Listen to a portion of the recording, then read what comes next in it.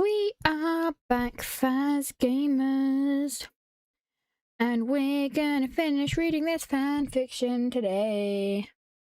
Yeah.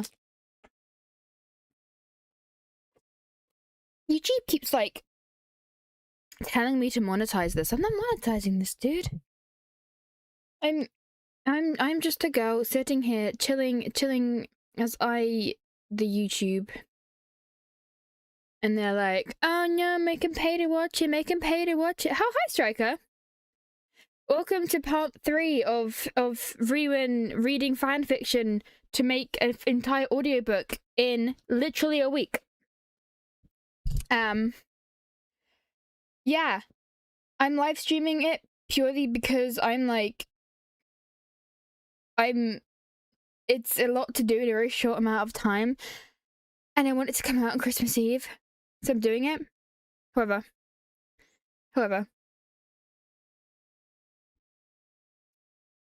I will get started in a minute. I'm gonna make sure the stream's going okay, and then we can record.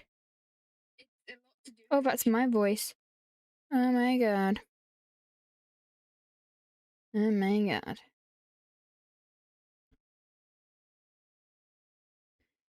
No, because it's 8:30. I imagine it's gonna be quite quiet until the stream goes a bit later, but that's okay. Oh wait, I need to turn on the funky setting. Wait. So people on YouTube Shorts can be like, wow, who's this super cool creator who is currently streaming? I can be like, huh. Yeah, it's a super cool person, right? Content.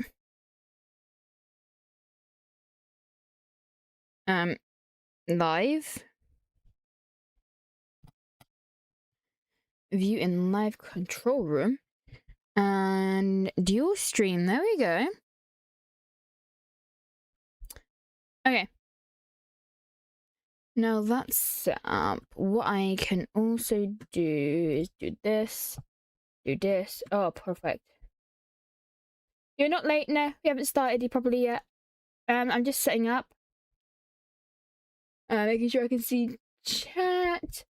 And getting the dashboard up so I can see. Okay. Right.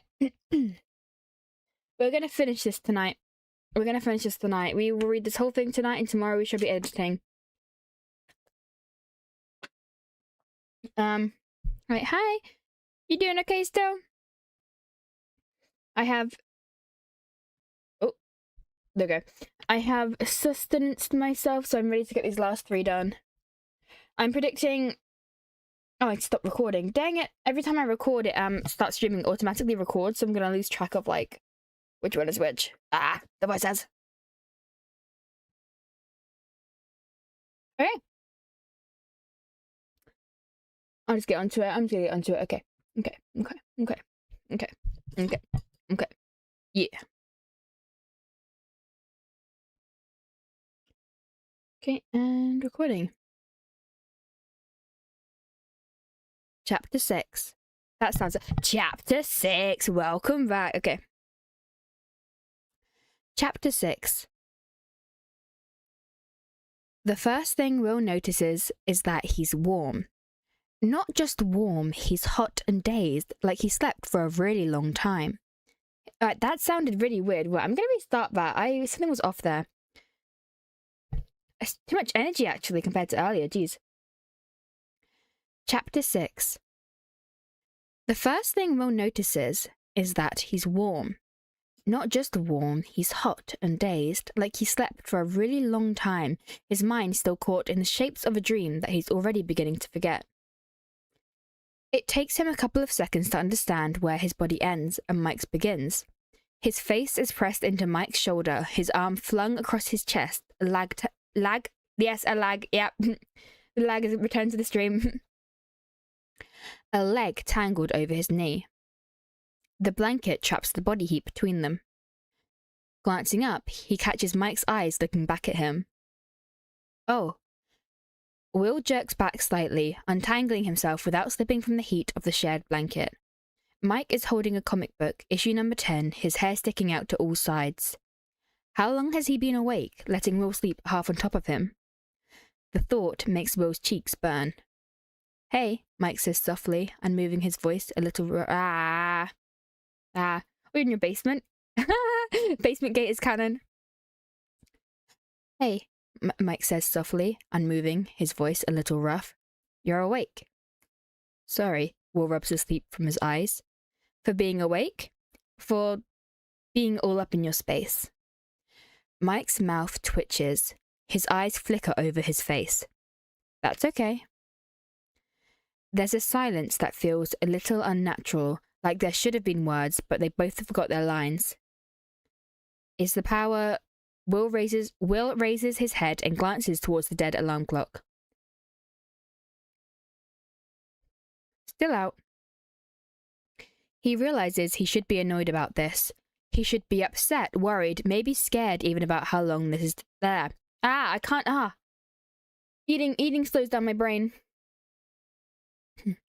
Maybe scared even about how long this is taking. But if anything, he feels a sense of relief. Will runs his hand over his tired eyes, nuzzling deeper into the blanket. The strong hint of detergent from a few days ago is now almost completely replaced by the mixed scent of both Mike and Will. He gets another night in Mike's bed. Maybe, if he's lucky, he gets 2. And it's stupid because he's barely awake, but all he wants is for it to be night again. Mike shifts, looking up from his book again, his eyes flickering over Will's face.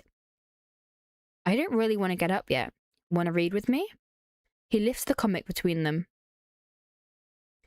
The morning light floods softly over his features, bright enough that Will can count his freckles. Crunchy Mike, okay. The morning light floods softly over his features. The morning light floods softly over his features, bright enough that Will can count his freckles. They're not as visible now in the winter, but maybe, if they survive until summer, he'll get another chance to see Mike's face all covered in freckles. Will couldn't resist the offer if he wanted to. Okay, he says, scooting closer. But can we restart the 10th issue? No. Mike shuts the book and sinks deeper into the blanket, getting comfortable. No? First, I gotta explain what happens in issue 1. That's too monotone for Mike. Why am I not looking in today?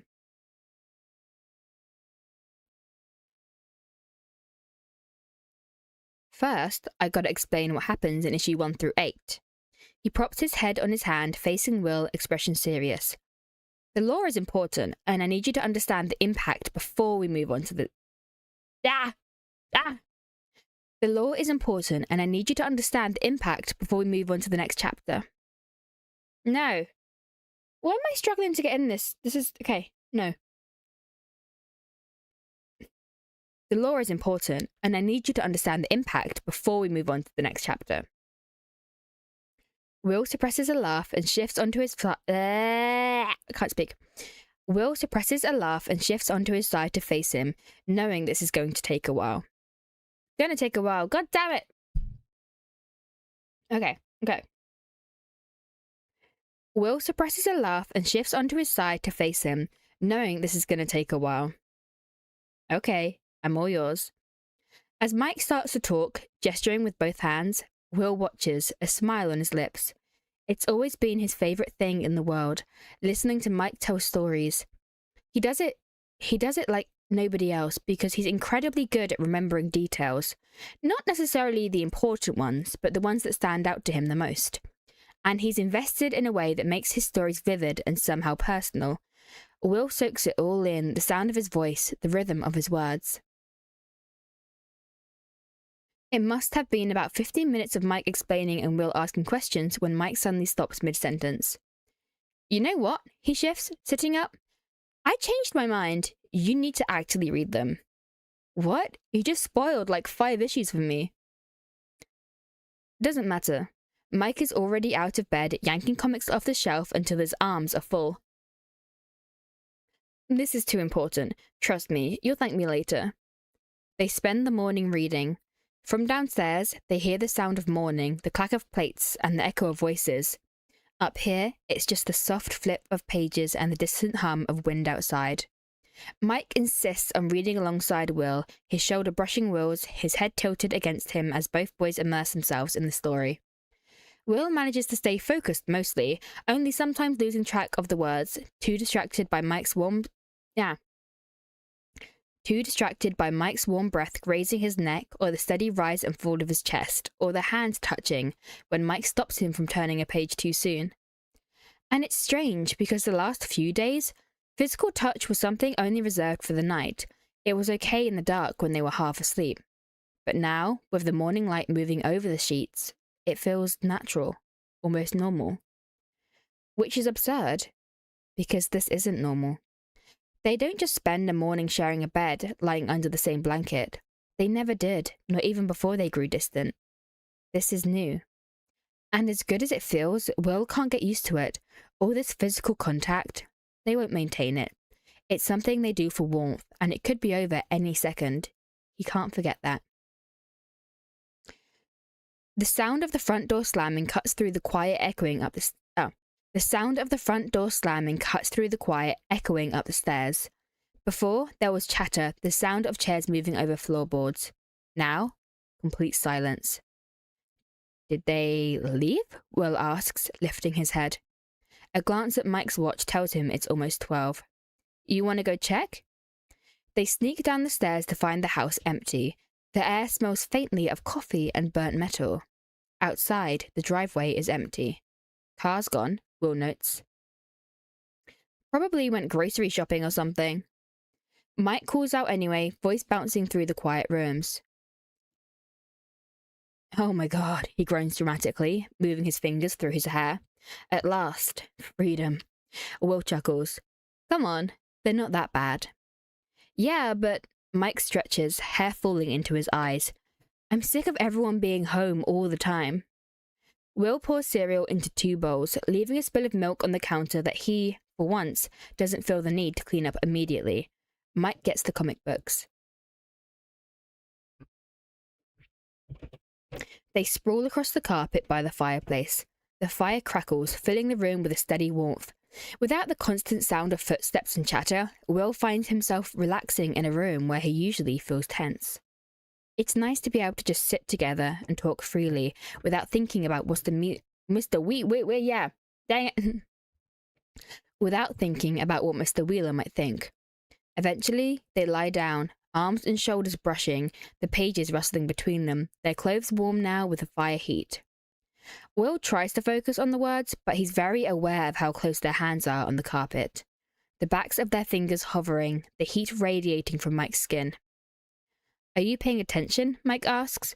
When Will looks up, he can see the fire reflecting in his brown eyes, turning them into something brighter. Yeah. This part's important. Mike's gaze lingers on Will's face, a small smile tugging at his lips. Yeah, sorry. Mike makes him go back a few pages to make sure he's really following the story. Here.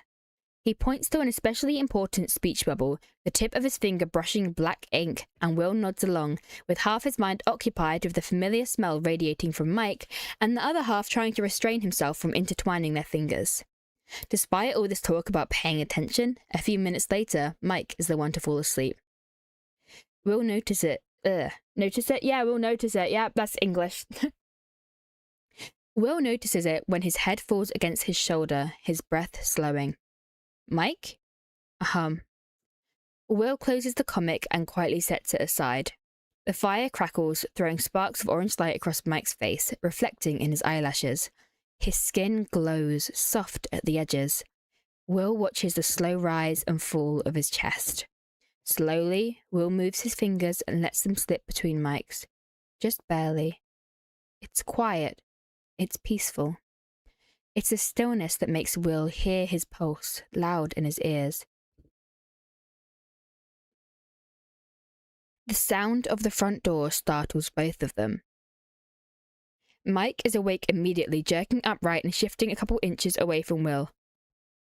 It's a movement so fast it leaves Will frozen for a second, the air at his side suddenly cold and empty and too big, like there's something sitting between them. With the speed Mike retreated, it's like he knows how this could be perceived. Like he knows that what they're doing is something his parents wouldn't understand. But is it? Is it something that could be misunderstood? After that, hell breaks loose. Suddenly, the house is full. Voices overlapping, footsteps, the rustle of paper bags. Nancy, Jonathan, Mr. and Mrs. Wheeler, and Holly all flood in at once, arms heavy with groceries, cold air sweeping in behind them. Will and Mike jump up to help, making room on the front porch that's being used as a makeshift fridge. Cans clatter and Holly asks for sweets. When they're finally done and Will is ready to escape the kitchen, Mrs. Wheeler announces it's laundry day. Within minutes, every spare inch of floor is swallowed by piles of clothes. Will's ears start ringing from the sheer chaos. Mrs. Wheeler divides them into working groups. Will helps her... I keep losing my spot. Jeez. Will helps her boil pot after pot of water, leaving the kitchen thick with steam and the smell of soap and heated metal. They carry the pots to the bathtub until Will's arms start to ache. Nancy and Jonathan sort the piles of clothing by colour. It's all too loud. The slap of wet fabric, the squeak of the floorboards, the muffled hiss of the fireplace trying to keep up. Through all of it, Holly sits at the table, happily drawing and humming a little tune. It's too damn crowded in this house. Nancy and Jonathan string clotheslines through the living room, the only warm place in the house, most likely to dry their clothes. Will knees the floor. Will kneels on the floor, wringing out another shirt, his hands thick from the water. Across the room, Mike's helping Nancy with the line, one end wrapped around his wrist, the other around the window latch. As Will watches him, he notices Mike hasn't said a single word since they've started. Maybe since the others got back. His shoulders are tense, jaw tight, fingers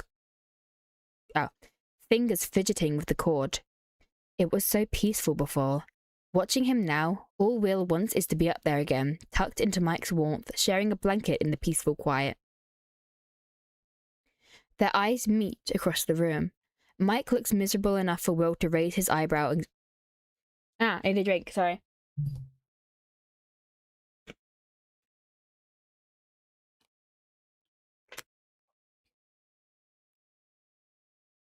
Mike looks miserable enough for Will to raise his eyebrows in question, but Mike just shakes his head. When the clothesline's finally tied, Mike slips out of the room without a word. Will wants to follow, but Mrs. Wheeler's already calling for another pot of water. He glances towards the hallway. How badly he wants it to be night again. To be alone with Mike again. For them to find each other again. In the dark. By afternoon, the living room is packed with fabric. Clotheslines crisscross the space, shirts and sheets hanging heavy in the damp air, making it impossible to sit on the couch. Mrs. Wheeler emerges from the bathroom, sleeves rolled up. We boiled too much water, she says. You all should wash up while it's still warm. A metal pot clatters onto the counter. One after another, they go to the bathroom to wash up with a bar of soap. Will uses the moment to slip out of the room. He steps up the stairs quietly and knocks softly on Mike's bedroom's door. Come in. Mike is in bed, tucked into the blanket. He's not reading. It looks like he's just been lying there. Were you sleeping? No. Mike doesn't sound very convincing. Everyone's washing up. You want to come down? Mike hesitates. Have you gone yet? Not yet. He looks small there, sunk into his bed, pale in the dim light. Can we do it together? Will's chest tightens. Of course. They head to the bathroom on the second floor, where it's not so crowded. Will waits, sitting on the edge of the bathtub, while Mike gets a pot of hot water from downstairs. He shuts the door behind him and then locks it, the click echoing across the tiles. The water steams enough... Wait.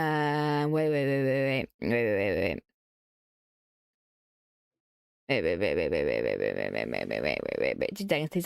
seconds. Right, 2 seconds. Okay.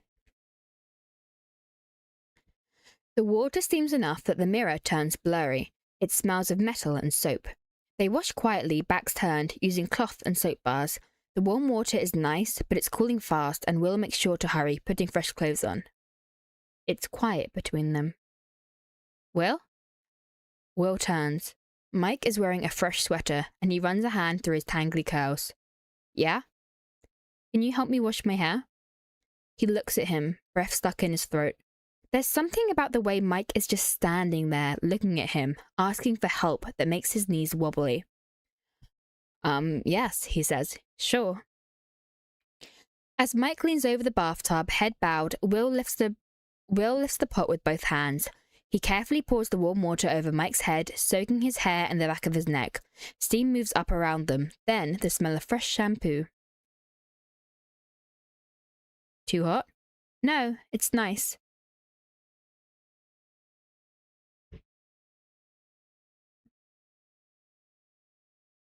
Mike exhales, shivering slightly. He works shampoo through his hair. He works the shampoo through his hair. He works shampoo through his hair, fingers vanishing in the foam. Will stares at the curve of Mike's neck, the way the water beads along his pale skin. His own fingers twitch against the pot, imagining it was him instead, running the foam into Mike's scalp, twisting his fingers around those strands of curls. Ready? Will asks.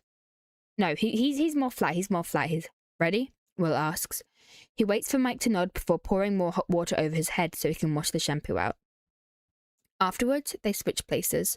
The hot water feels nice on Will's scalp, and he closes his eyes as water drips from the ends of his hair into the bathtub. The shampoo foams in his hand. He washes his face too before Mike pours fresh water over him to rinse it all out. Will watches the bubbles of foam disappear into the drain. They both get towels, rubbing the water out of their hair. The quiet feels heavy, sitting between them. Will catches Mike's eye in the fogged mirror. Mike? Are you okay? Yeah, why? With each passing hour of the day, Mike seems to have grown quieter. He was fine this morning, but now You've been quiet. Mike's eyes roam over Will's features, and for a second he looks like he wants to say something. But then the spark leaves his eyes. I'm just tired. We slept so long, though. You did. Will turns to face him. Now that he said it, Will can see the darkness under Mike's eyes, the paleness of his face, the slump in his shoulders. Suddenly, it's obvious. Just because he's been sleeping like a baby ever since they've been sharing a room, doesn't mean Mike has.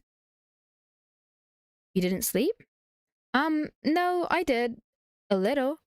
Mike's mouth twitches and he averts his eyes, looking at the tile across the wall. Doesn't matter. I just don't want to be around so many people today. Okay. Will nods slowly. Do you want to be alone? No. His eyes move over Will's face. I mean, with you, it's okay. With you, it's okay. Oh. Will blinks, feeling the warmth rising under his skin. Mike fidgets with his towel. It's too many people downstairs. Yeah, I get it. I feel the same. He's wanted to be alone with Mike since the moment they stepped out of the bathroom this morning. Mike looks him in the eyes, a small smile tugging on his lips. Will smiles back. Well, I'm kind of freezing, Mike says. Should we go back to my room? The water in their hair cools fast, replacing the warmth on Will's scalp, face, and neck with a chill. They head back to Mike's room, shivering slightly. Mike closes the door behind them. They stand there, unmoving. And there it is again. The silence. Heavy, like something's weighing on them, making it hard to speak. It wasn't there yesterday. Not like this. Mike says. You want to go back to bed? A sudden hiss cuts through his words, a sharp burst of static. Both boys turn.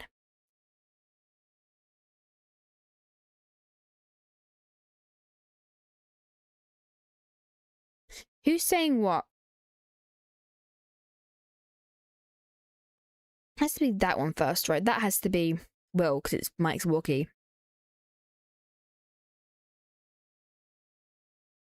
Oh, yeah, that is Will. Okay.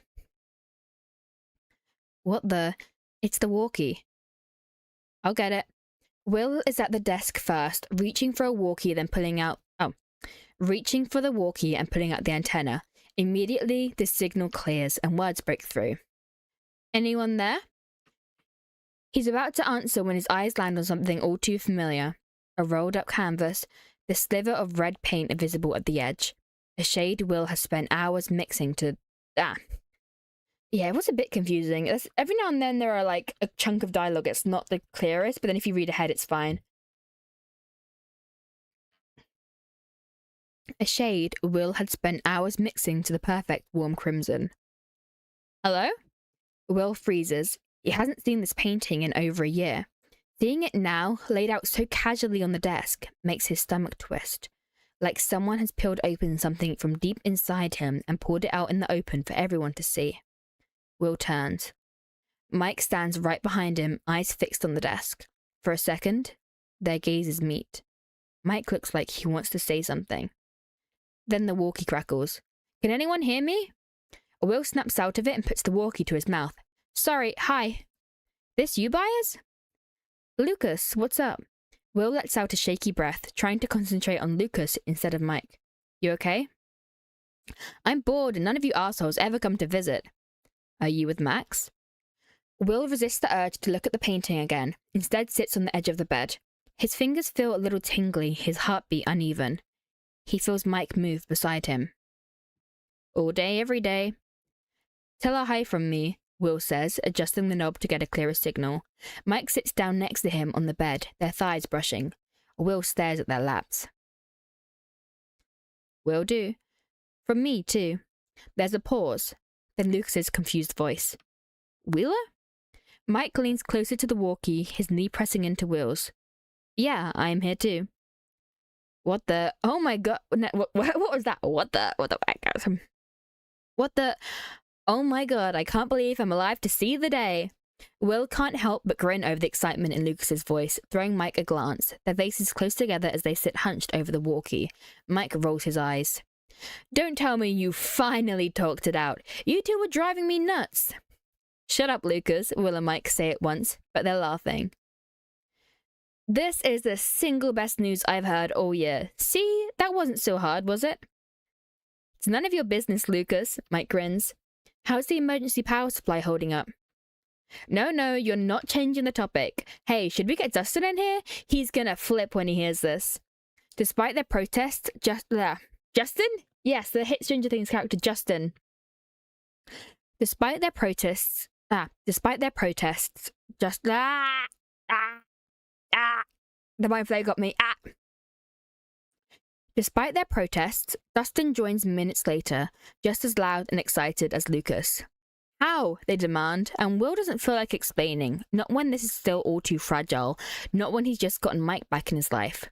Mike, always the talker, manages to redirect the conversation easily. He grabs the walkie, his cold hand brushing Will's, and slips into bed under the covers. Will tries not to look at the painting, but it's hard to ignore. It wasn't there this morning. Mike must have pulled it out while everyone else was busy with the laundry. Maybe after their talk last night, he just wanted to look at it. Which is fine. But maybe he decided he wants a real answer today. Maybe this is why he's being quiet. Will follows Mike under the blanket, careful not to touch him. He watches Mike talk to the others. He seems carefree now, his face animated but soft around the edges. Nothing like he had before. Justin is Dustin's secret older brother. He's friends with Soda Pop Wheeler. Wow, maybe they're dating. Justin and Soda Pop Wheeler. Wow, law drops. Will, you still there? Lucas asks. Mike, please give the walkie to your new old best friend. You know, the one you're finally talking to again. Don't know which one you mean, Mike teases, but he hands the walkie over to Will. Lucas wants to know how Will's been, and Will tells him about Elle and his mum and their investigation on the power outage. As he speaks, Mike shifts closer, so casually, so naturally, draping one leg over Will's. Will can't even begin to question it. Oh wait, I can do a better line than that. That was rough. As he speaks, Mike shifts closer, so casually, so naturally, draping one leg over Will's. Will can't even begin to question it. The sun is setting, the room dimming. Mike sighs, his breath brushing Will's neck. You should come over tomorrow, Dustin says. We have to celebrate. I can't believe we can finally have movie night again. We can't. Powers. We can't. I'm in my head, I'm like playing it in their voices to try and like get the flow of it right, but then I keep slipping into an American accent a tiny bit. We can't. Power's out, remember? No TV, Will reminds him. But I guess we could come over. He tries to throw Mike a questioning look, but he has his eyes closed already, like he's no longer a part of this conversation, like he's used up all his energy. Hell yes, you can. I gotta go, but I'll see you guys tomorrow. When they hang up, Will pushes the antenna down and sets the walkie aside. Silence fills the room. Will stares at the ceiling. Somewhere downstairs, pots clatter, voices murmur. Mike exhales long and deep, like he's been holding his breath for hours. And then he's right there, his hand sliding under the blanket.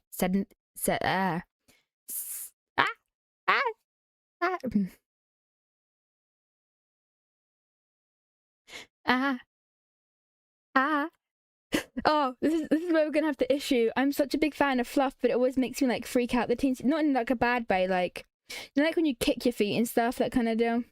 Okay. Okay. Okay. God damn it. And then he's right there, his hand sliding under the blanket, settling on Will's bare stomach where his sweater has ridden up. Oh my god. Will flinches and Mike chuckles against his shoulder, scooting close. Sorry. But instead of pulling away, he keeps his icy hand right there on Will's exposed stomach. Your skin's like a heater. But I'm cold. Your stomach's not. Will doesn't protest, even though the touch gives him chills all over. And maybe Mike had expected him to, because when Will doesn't say anything, his voice gets a little softer. Is this okay? He asks. Yeah. It takes a while before the heat of Will's skin reaches Mike's fingers and warms them up. By then, Mike's breathing has slowed, his face buried against Will's shoulder. Will listens to the muffled sounds of the house. Downstairs, there's the faint noise of a wooden spoon on a pot. It's time for dinner soon. Mike's thumb moves, drawing small, lazy circles over the skin of Will's stomach. Slow touches, barely there. Will stays perfectly still. He's not breathing. Mike? He whispers when he can't take it anymore. Mike just hums, like he's almost asleep.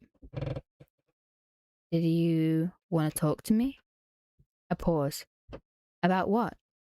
He can't believe he's the one addressing it. The painting. Mike is quiet, and just when Will thinks he's not getting an answer, he mutters a quiet, No. No, that's two. That's not quiet. No. No, that's still odd. No. No? Just no? Will takes a long breath. Maybe it's nothing. Maybe Mike just wanted to look at it. And that's fine. It's his, after all. Mike's breathing deepens against his neck. Just when Will thinks he's asleep, his hand drifts higher under Will's sweater, fingers resting against his ribs. He murmurs something, words muffled by the fabric of Will's sweater. What? Will breathes. Warm. Mike's fingers trace the pattern of Will's ribs. Will doesn't remember how to breathe. When Mike's hand had been cold just minutes ago, his fingers now burn. Mike's chest rises slow and steady, like he's half asleep, not even aware of what he's doing to Will. How he's making it so freaking hard to breathe right now. Downstairs, a door opens. Mike, Nancy, Will, Jonathan? Mrs. Wheeler calls. Dinner's ready! Mike barely stirs. Mike, Will, wow, that's a hard one. Will whispers. Dinner's ready. Mike takes a deep, slow breath, nuzzling his nose into Will's shoulder. Don't wanna. It's kind of funny.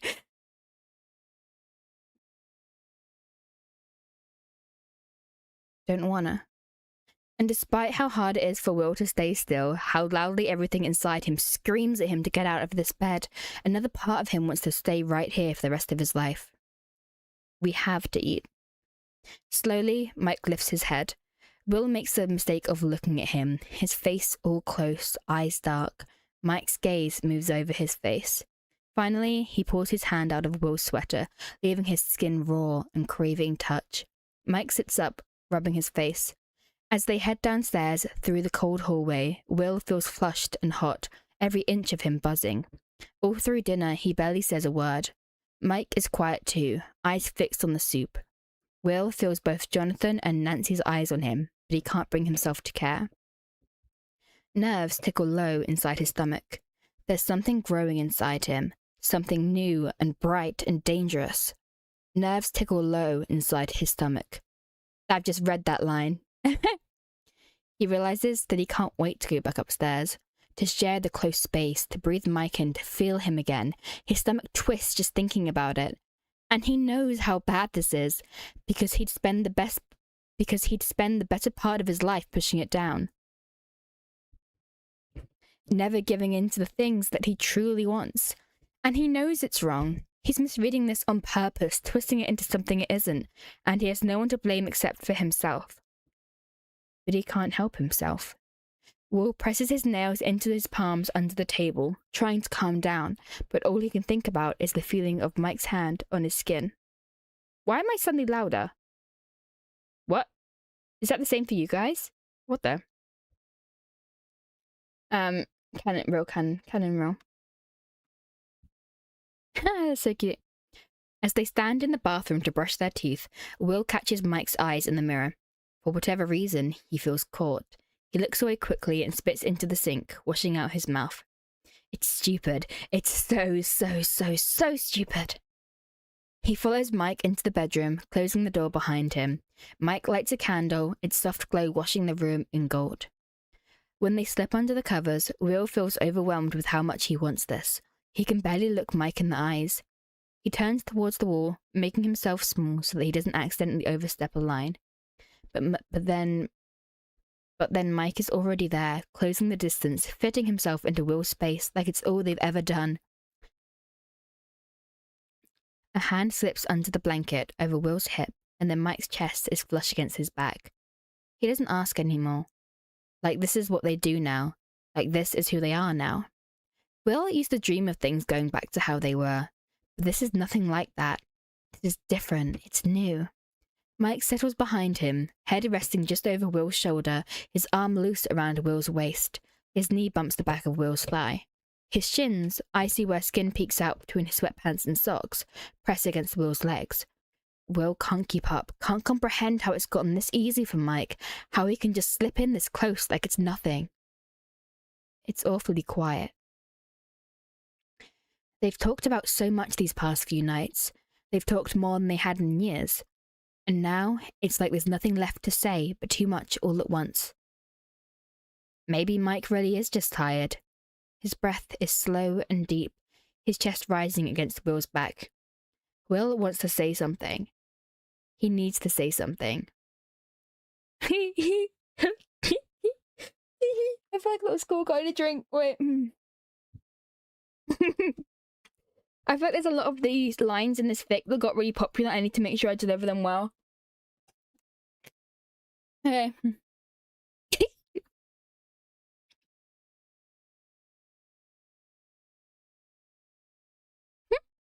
Okay.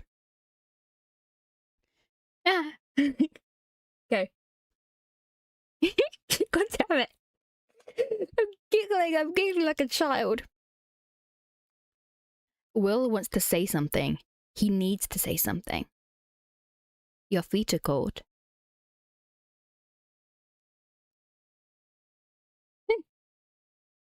Okay.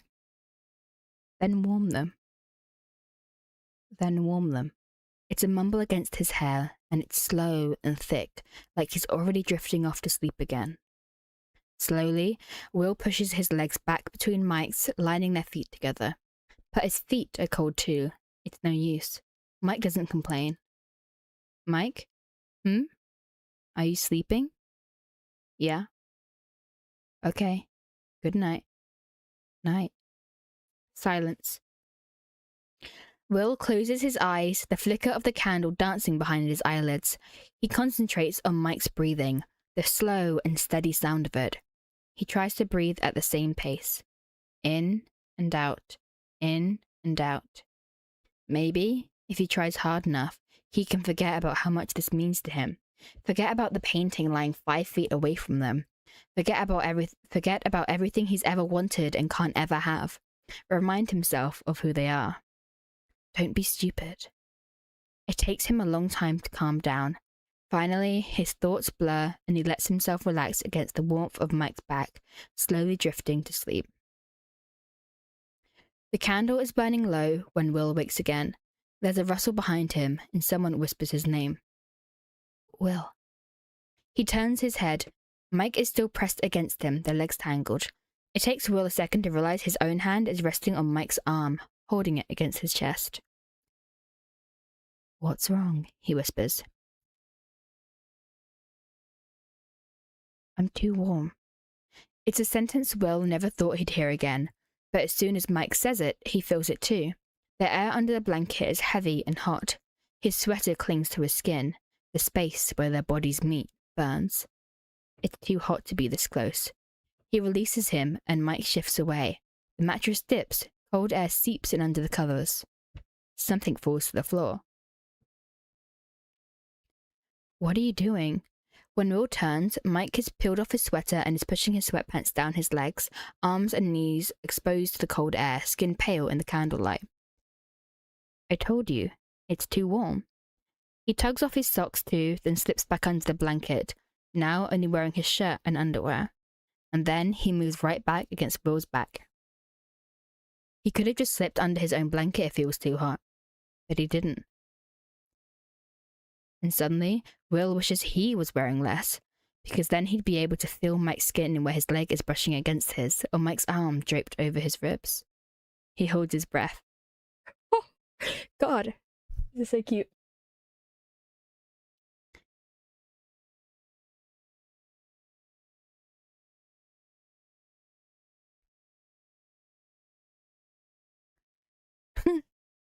I'm getting there.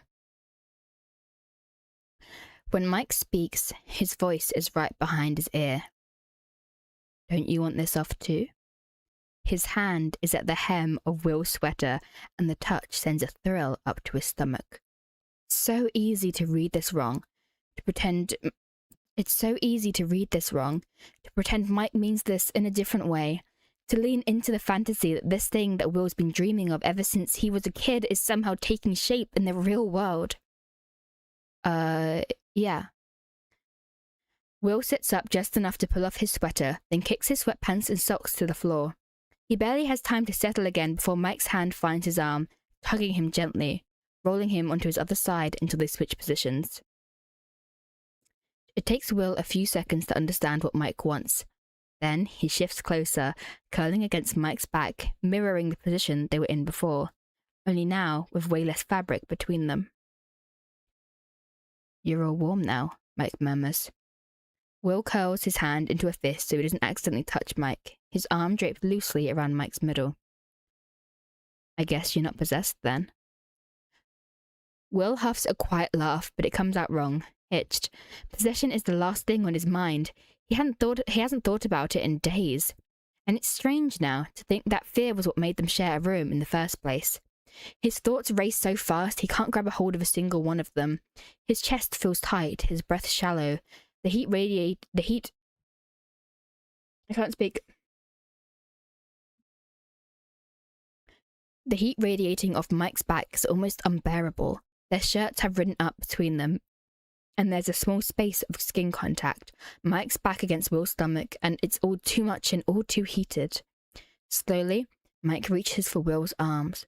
Slowly, Mike reaches for Will's arm, tugging gently. Will holds his breath as Mike's hand slips over his own, uncurling his fingers. He leads him up, placing his hand on Mike's ribs. The shirt is thin, and he can feel the heat of Mike's skin underneath. His fingers twitch between Mike's hand and body, wanting to move further, wanting to explore, to feel him all over.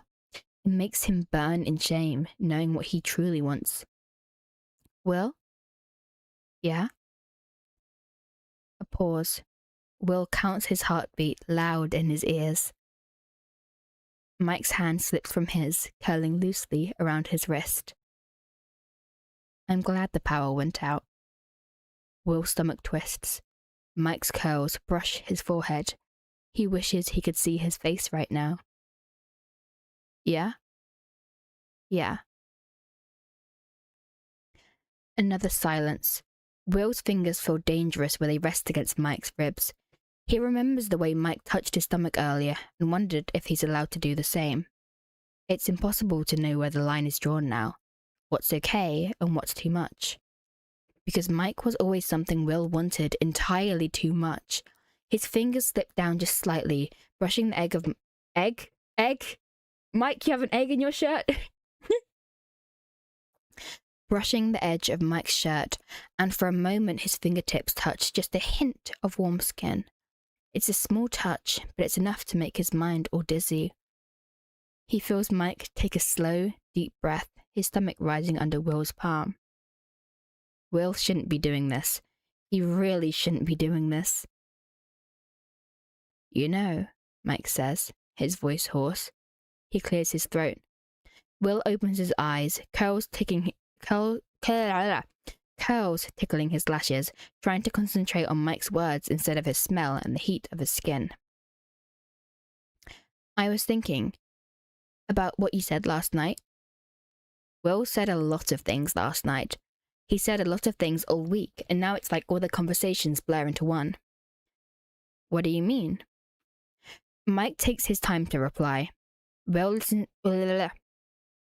listens to his breathing, vibrating through his back. The thing about me avoiding you at the airport?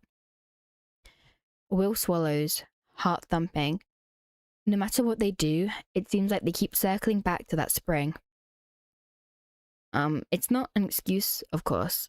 I know I was a shitty friend. But I kind of want to explain what was going on. Nerves twist inside Will's stomach. He didn't ask for an explanation. Okay.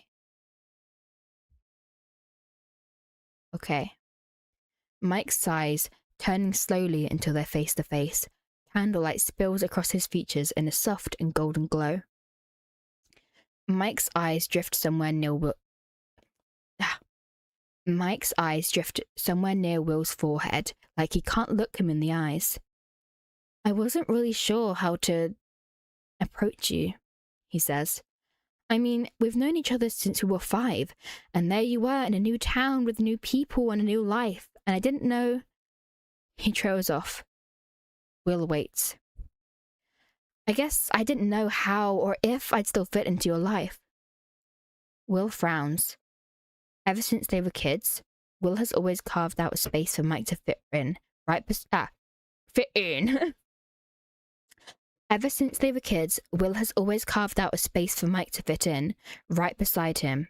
Maybe that space was a little too big, always left half empty, because Mike wasn't there to fill it, or didn't want to fill it.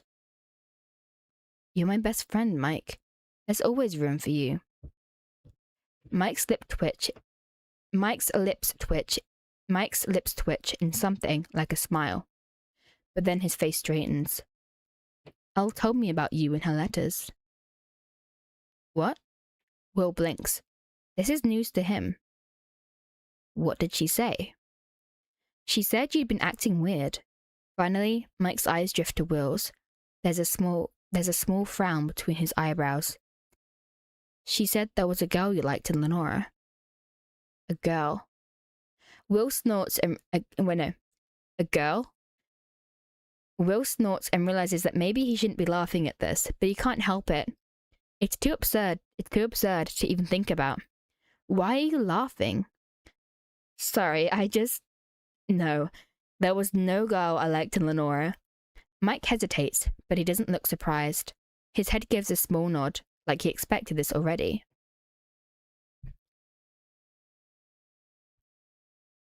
She said you were painting something for a girl, though. The giggle gets stuck in Will's throat.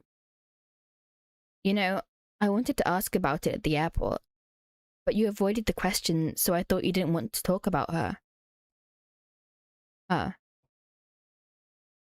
Mike, there's no girl to talk about. Yeah, but... Mike hesitates, eyes flicking over Will's face, searching. He chooses his next words carefully. There's someone, right? And there they are. The loose threads all laid out. Mike knows Will made a painting. He knows he's made it for someone he likes, and he knows he gave it to him. He just needs to connect the dots, and maybe he already has. Maybe he's just asking for the truth now.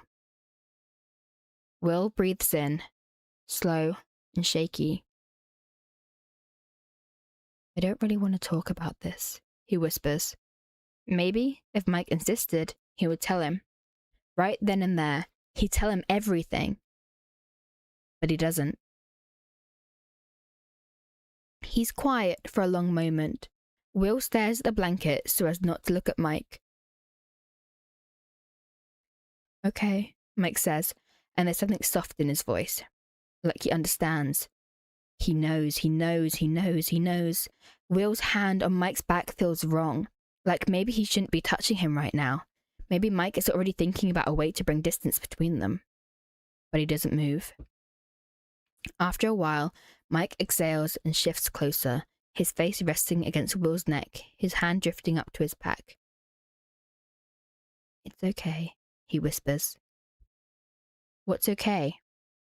That he doesn't want to talk about it? That he lied? That he's in love with him?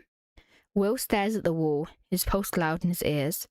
Mike's curls tickle his cheek. Mike knows. He must know.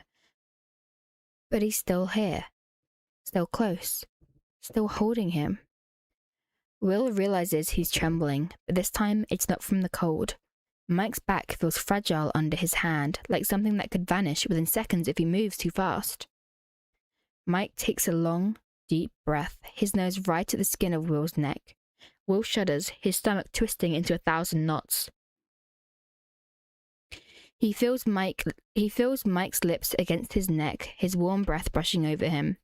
They stay like that, the candle burning low. Will listens as Mike's breathing slows again, but he can't calm down. Will listens as Mike's breathing slows again, but he can't calm down now. His chest feels raw, his heart hammering restlessly.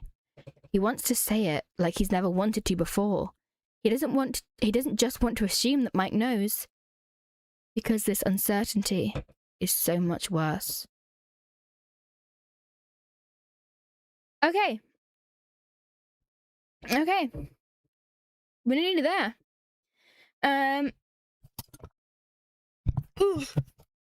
Adjusting position in the chair. So we have 2 more chapters to go. Oh no, water bottle, there we go.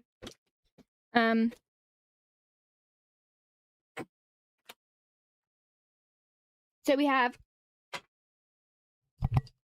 18,000 words left. Because I'm pretty sure the next chapter is like over 10k.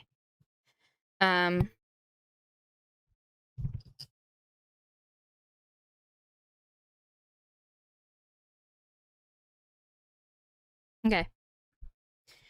Let's just get into it. We're so close. Will wakes up to a bang. Mike! He blinks just in time to watch Mike's dark eyes flutter open. A hard gust of wind slams against the house, shrieking through the siding. The window rattles in its frame like something's trying to come inside.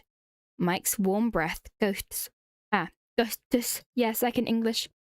Mike's warm breath ghosts over Will's face. Their legs are tangled, Will's thigh wedged between Mike's, skin against skin. Mike's hand rests on the side of his neck, fingers buried in the fine hairs there. Will stares at the faint...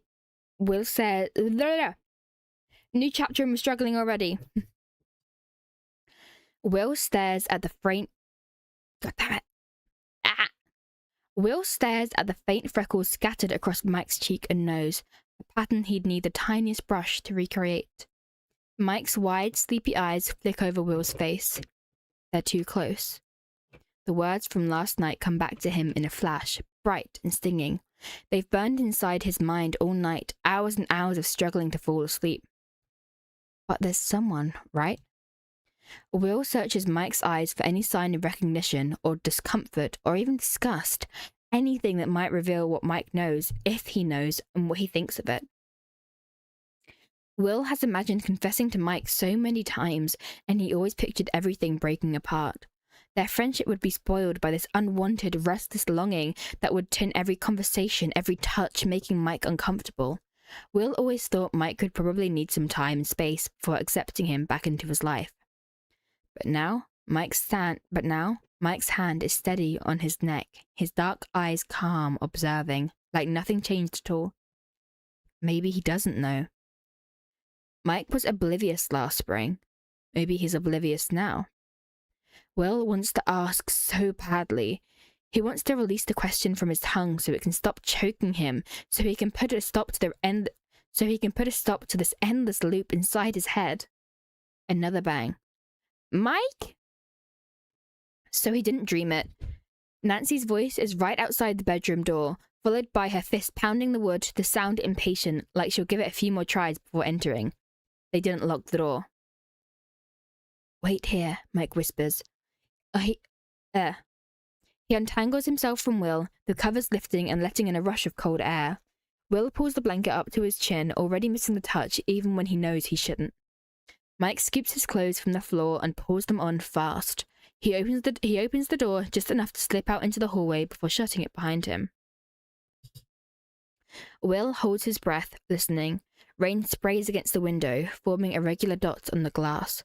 The tree outside groans in the wind. What's up? Mike's muffled voice. It's 2 PM, Nancy says. I wanted to make sure you're not dead. 2 PM? If Mike slept this long, did he lie awake half the night too? He's gone, Jonathan's voice echoes up the stairs, rushed and thin. Footsteps follow. He's not in the basement, Nancy. Maybe he left for Hop's cabin. Will's already out of bed, heart pounding as he grabs his clothes from the floor. The room is cold as he tries to find his second sock, almost tripping over his feet, pulling up his sweatpants. He would have left a note. Jonathan sounds breathless. He wouldn't just leave. Hey, it's okay. Let's call your mum before we start worrying. Mike, can I borrow your walkie? He's gone, Nancy. He's... Mike starts. Before he can say anything, Will steps into the hallway behind him, tugging his sweater into place. His cheeks are warm against the cold air. I'm here, he says, a little out of breath. That was bad delivery. I'm here, he says, a little out of breath. He exchanges a quick look with Mike, who so obviously just stumbled out of bed, his hair a mess and the pattern of the pillow still visible on his cheek. Will probably looks the same. Jonathan stares at him, disbelief all over his face. He looks a little pale. Oh my God. He steps forward and grips Will's shoulder. You scared me. Sorry. The relief in Jonathan's eyes quickly turns to confusion and his head spins to Mike, frowning. Why didn't you say anything? You were just standing there. Mike straightens, looking embarrassed and defensive all at once. I was going to. Have you been sleeping here all week? This question is directed toward Will. It shouldn't be hard to admit, but those nights in Mike's bedroom feel fragile, almost sacred, something that lived quietly between them in the dark, kept to themselves without ever really thinking or talking about it. They're not for anyone else to know about, or look at, or form an opinion on. Yeah, Will admits, because it's no use lying now. Why didn't you say something? Both Jonathan and Nancy stare at them, brows furrowed in confusion. And Will realizes this is weird. Now that Mike and him are sleeping in the same room, but that they've been hiding it, whispering in hallways. Oh no, sorry. Not that Mike and him are sleeping in the same room, but that they've been hiding it, whispering in hallways, tiptoeing around doors, acting like they were scared to get caught doing something they weren't supposed to do. And honestly, Will can't explain it. It shouldn't be a secret for 2 friends to share a room during a power outage. He looks at Mike, who seems equally at loss for words. Will mumbles. I mean, I didn't want Mr. Wheeler finding out. He doesn't want me sleeping up here, and I thought he might kick me out of the house. It's not a lie, but doesn't feel like the whole truth either. Why would he kick you out? Jonathan asks, his frown deepening. Because he thinks I'm gay. He thinks I'm gay and doesn't want me near his only son. Because he's an idiot, Nancy states, like it's obvious. Something like understanding crosses her face. He's had this rule forever. No boys allowed in my or Mike's bedroom. That's bullshit. Yeah, Nancy sighs, looking from Will to Mike. Look, you two shouldn't listen to anything he says. He likes to repeat the shit he hears on the news or at church. It's all just noise. You know that, Mike. Yeah, Mike clears his throat. I know. And you could have told us, Jonathan insists, looking directly at Will like Will's hurt him personally. I know, I'm sorry. They head downstairs. The wood creaks beneath their feet. Will and Mike walk close behind their siblings, arms brushing every few steps. Mike keeps his gaze locked on the back of Nancy's sweater, his face unreadable. Will wants to reach out, grab him by the wrist and drag him right back into the bedroom to get a sign from him. Oh, sorry. Okay. Will wants to reach out, grab him by the wrist and drag him right back into that bedroom to get a sign from him. Anything to let him know what he's thinking. Just a minute alone with him to talk. But even then, Will wouldn't know what to say because he can't bring it up without exposing himself. His stomach knots, twisting tighter with every breath. He curls his hand into a fist. He needs answers, but he can't ask. In the kitchen, they pour their cereal. The radio buzzes with static and the warped voice of a news broadcast. Mr. Wheeler stands by the counter, coffee mug steaming in his hand. Still no information about the cause of the power outage, the radio crackles. Rowan County Water and Electric are checking the lines one by one. Isn't it a little late for breakfast? Mr. Wheeler asks, peering over his glasses, and Will hopes it's not too obvious that they've just stumbled out of bed. Mike doesn't answer. He slumps into the chair beside Holly, who's hunched over a drawing, tongue sticking out in concentration.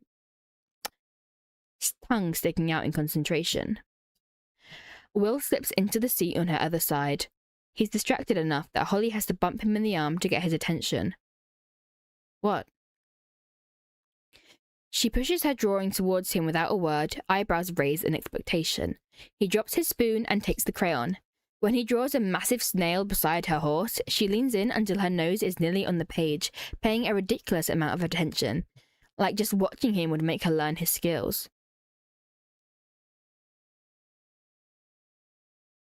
Mike, you can add one thing too, but only one, she explains, scooting the paper over the table. Mike looks up, blinking, like he wasn't paying attention. Sure.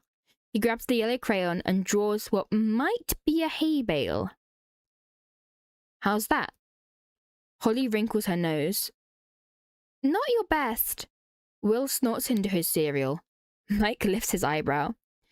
Okay, then I'll have to try again. And then he's all over the paper, adding random things in the sky, drawing stripes onto the horse, until Holly's protests become loud enough for their dad to shush them. Across the room, Will catches Jonathan's eyes, smiling at him as if to say, I'm glad you two are okay now. And maybe yesterday, Will would have smiled back. But right now, he isn't sure anymore. He doesn't know where they stand. He doesn't know anything, except that he's finally, utterly, and completely gone insane. He watches Mike, trying to search his face for a sign. His shoulders look a little tense, and his eyes clouded. Even as he's speaking to Holly, it seems like he's not fully there. Then he glances up. Their eyes meet. Will's breath stutters. Do you know? The question presses heavy against his teeth. He wants to spill it out right here at the breakfast table. Do you know that I'm in love with you? But Mike just gives him a small smile, like nothing's wrong at all. Like this is just another morning. And maybe he doesn't know. Maybe the idea of Will being in love with him is so ridiculous it wouldn't even cross his mind. And maybe that's good. Will takes a slow, deep breath. Be normal, he tells himself. It's fine. He smiles back. You'd never do that to Will's paintings, Holly mutters. Oh no, mutters. You'd never do that to Will's paintings, Holly mutters, inspecting her artwork, but despite the fact that Mike clearly ruined it, she's giggling at the mess. Yeah, because Will's paintings are actually good. Hey, Holly protests, and they burst into laughter. Will takes the crayon from Mike's cold fingers. Their skin brushes, sending a wave of electricity through his body that he ignores, and he proceeds to try and fix Holly's drawing. He can feel Mike watching him, but he keeps his eyes on the sheet. After breakfast, Will and Mike get ready to head to Dustin's. As they drag their bike out of the garage, they don't do anything because I can't read, apparently. Okay. As they drag their bikes out of the garage, the clouds are dark and heavy, looming over the sky like they're holding something back. On the road, the wind shoves against them hard enough to make Will's eyes water. Soft needles of rain prick his cheeks, and the branches rattle above them as they pedal past the trees. He stares at the back of Mike's head as if he could read his thoughts if they just looked hard enough. By the time they reach Dustin's place, the wind has crept under Will's jacket, the cold settling on his spine. They throw their bikes on the Henderson lawn and ring the doorbell. And then Rewen walks in and she says, "I'm going to grab a drink." And everyone says, "Wow, they hit YouTuber Rewen grabbing a drink." And she makes Will and Mike kiss so they can fucking communicate. Will stares at the door as they wait. Mike shifts his weight from one foot to the other. The silence hangs between them, and Will listens, as if the absence of sound might give him an answer. He glances at Mike. Mike's already looking back. Will wants to say something, anything, like how confused he is right now, or how stupidly handsome Mike looks with his hair wet from the rain, or how sorry he is for being in love with him. The door swings open. There they are, reunited at last. Dustin beams so wide his eyes nearly disappear. Will hasn't seen him this happy in over a year. The cleric and the paladin rise from the ashes. Shut up, Mike says, but he's smiling, already pushing past Dustin to kick off his shoes. Yeah, Will says, grinning to himself. Shut up. I still can't believe it's real. Lucas appears in the hallway like he's been waiting for this moment his whole life. He raises his arms, already coming in for the hug. The couple's finally back on oh god, wait. No. The couple's finally back on speaking terms. Will ignores the comment, feeling heat rush up to his neck. Group hug, idiots! Dustin shouts, and suddenly they're smashed together in a tangle of jackets and limbs and the smell of wet polyester. I missed you guys, Lucas says, sighing dramatically. Yeah, Mike says, voice muffled by somebody's head. It's been too long, man. Dustin squeezes Will's shoulder. Totally, Will agrees, a little breathless. Dustin herds them inside, nudging shoes against the wall. Mom tried baking a cake in the fireplace? Yeah, don't even ask. We're eating it. Follow me, sirs. The living room is warmed by the fireplace, smelling like smoke and burnt sugar. They crowd around the table, filling their plates. And then it's just normal. More normal than it has been in over a year. Like just the four of them sitting here has cracked something open. Pass the fork. No, that's a spoon, Dustin. It's multifunctional. Hey, are you growing a beard? Lucas shrugs, fingers brushing his chin. So what if I am? You jealous? Still underneath the chatter, Will sees the shadows. Lucas's tired eyes, the tight line of Dustin's smile from months of grief and waiting. How's Max? Mike asks, slicing his cake with careful concentration. I just finished reading her The Two Towers, and we might start the third book tomorrow. Lucas scoots the burnt part of the cake to the edge of the plate. You skipped the songs, didn't you? The crunch of Dustin's teeth suggests he doesn't care which part of the cake he's eating. No one reads the songs. You know what? Mike says. I think you should sing them to her. I'm sure that'd help. Maybe I will. Lucas seems unimpressed. You better remember it when she wakes up, or I'm making her read it all over again. You make it sound like a threat, Will notes. It is. Lucas looks between Mike and Will, and then his eyes start glinting and he looks Lucas looks between Mike and Will, and then his eyes start glinting, and he looks a little crazy with the way he's grinning. Anyway, you two, what have you been up to? How did... He gestures wildly between them. This happen? Will and Mike exchange a glance, both opening their mouths at the same time. How did this happen? Will pokes his fork into the cake. I guess with no school and stuff, we just had a lot of time to talk. Yeah, Mike clears his throat. We were stuck inside the house, so we just kinda... He trails off. Dustin's eyes narrow. So you resolved whatever the mystery problem was? The answer should be simple. Yes, they resolved something in all those long nights of talking, but last night was confusing, and Will isn't sure whether they've really solved things or just pulled a bunch of stuff to the surface without actually facing it. And now he's left with the ambiguous words, fragments of a confession, and endless uncertainty to spiral through.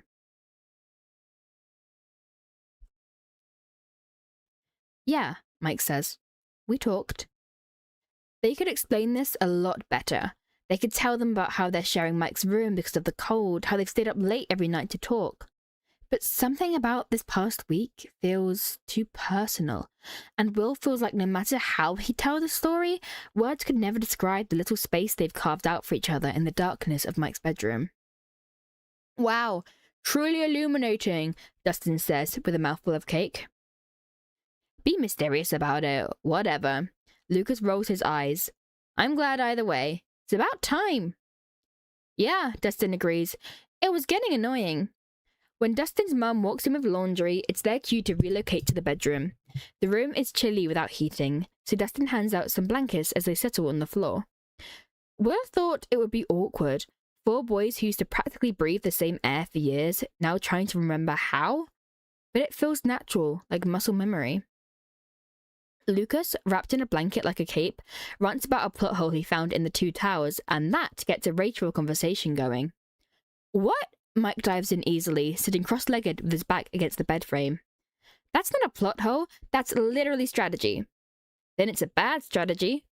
Will watches Mike, the way he effortlessly joins the conversation, laughing, arguing like this is just a normal day. And maybe it is. Maybe it's pointless. To look for answers in the way Mike is speaking or the way he's holding himself, to overanalyze the amount of times Mike looks in his direction, if he's sitting too close or too far away.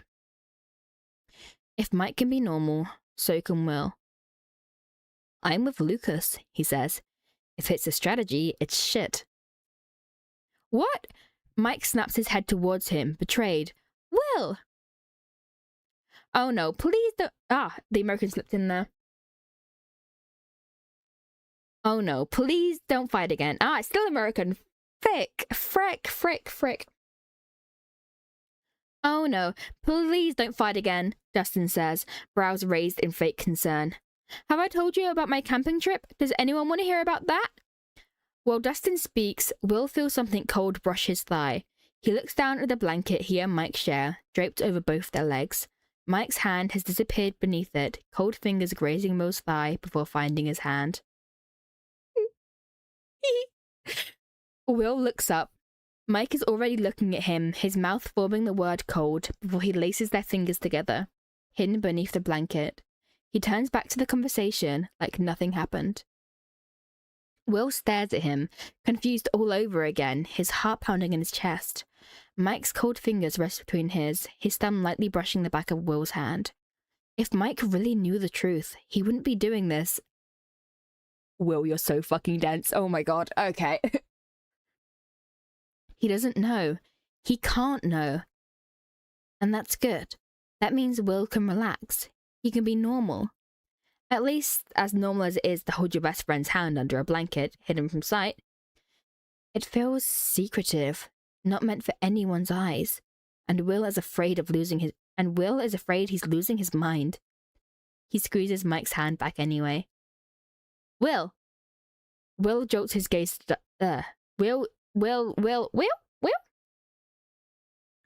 Will jolts his gaze to Dustin. Yeah?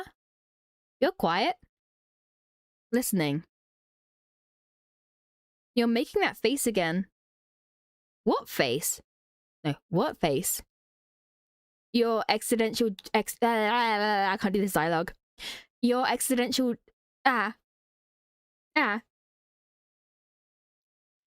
Your existential, that's the word.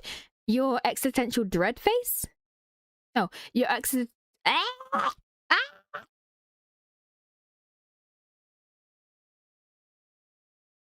Your existential dread face. No, his voice is higher. I'm trying to keep Dustin higher.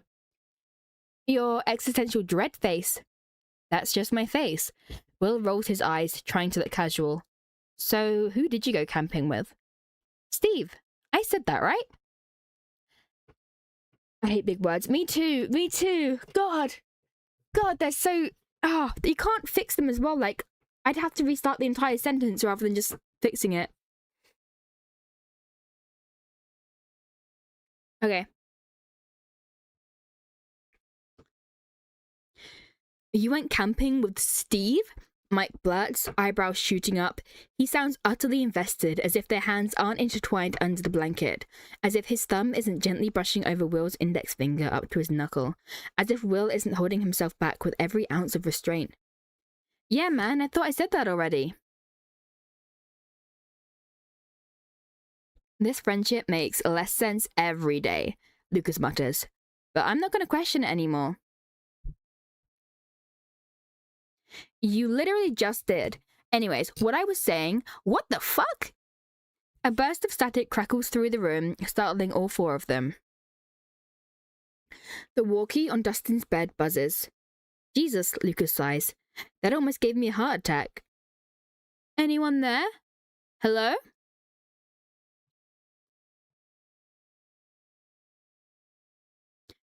Yeah, hold up. Dustin shouts as if the walkie can hear him. He gets up and grabs it, extending the antenna. Henderson speaking. Over? Hopper's By is speaking, Elle says in a perfect imitation of him. Can you get everyone on the line? And I'm not saying over. Everyone's already here. Dustin looks around the room, holding the walkie out. Say hi to the weirdo. He presses the button and Will, Mike and Lucas yell their hellos. Mike's thumb draws little circles on the back of Will's hand. You're hanging out again, Elle states, unfazed, like this isn't relevant to her priorities. Good. I have news. Mike slips his hand from Will's as they all crowd in, gathering around the walkie. Will's palm instantly feels cold. The mind flayer got his hand, guys! Oh my god! Someone murmurs to Elle in the background. Yeah, I know, Hop. I'm on the walkie. Okay, guys, is everybody listening? Spit it out already, Lucas groans. So, I spied on the workers again today and they found something. A busted line, they say. Not, I thought we would get new information about the Upside Down, but it just seems to be normal damage. Sorry. I'm coughing. I can't lie. I love reading, but it kills your throat after a while. Hydration.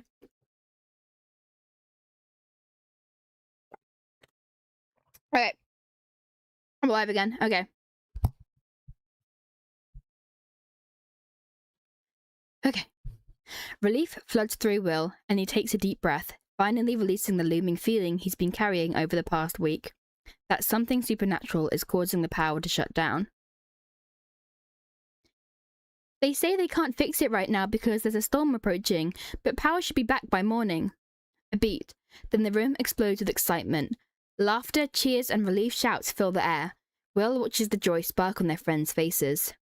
Hallelujah, Lucas moans. That damn coffee machine at the hospital has been calling me. Movie night is back, baby, Dustin cheers and almost bumps his fist against the leg of the table. The grin on Elle's face practically crackles through the walkie. Thought you'd be happy. Okay, gotta run. Will, love you, and bye everybody else. Which way around is this? Oh my god, I can't wait for a hot shower. That's space. I can't tell. Again, this is another one. I can't tell who's saying what. I think it must be Lucas and Dustin, but...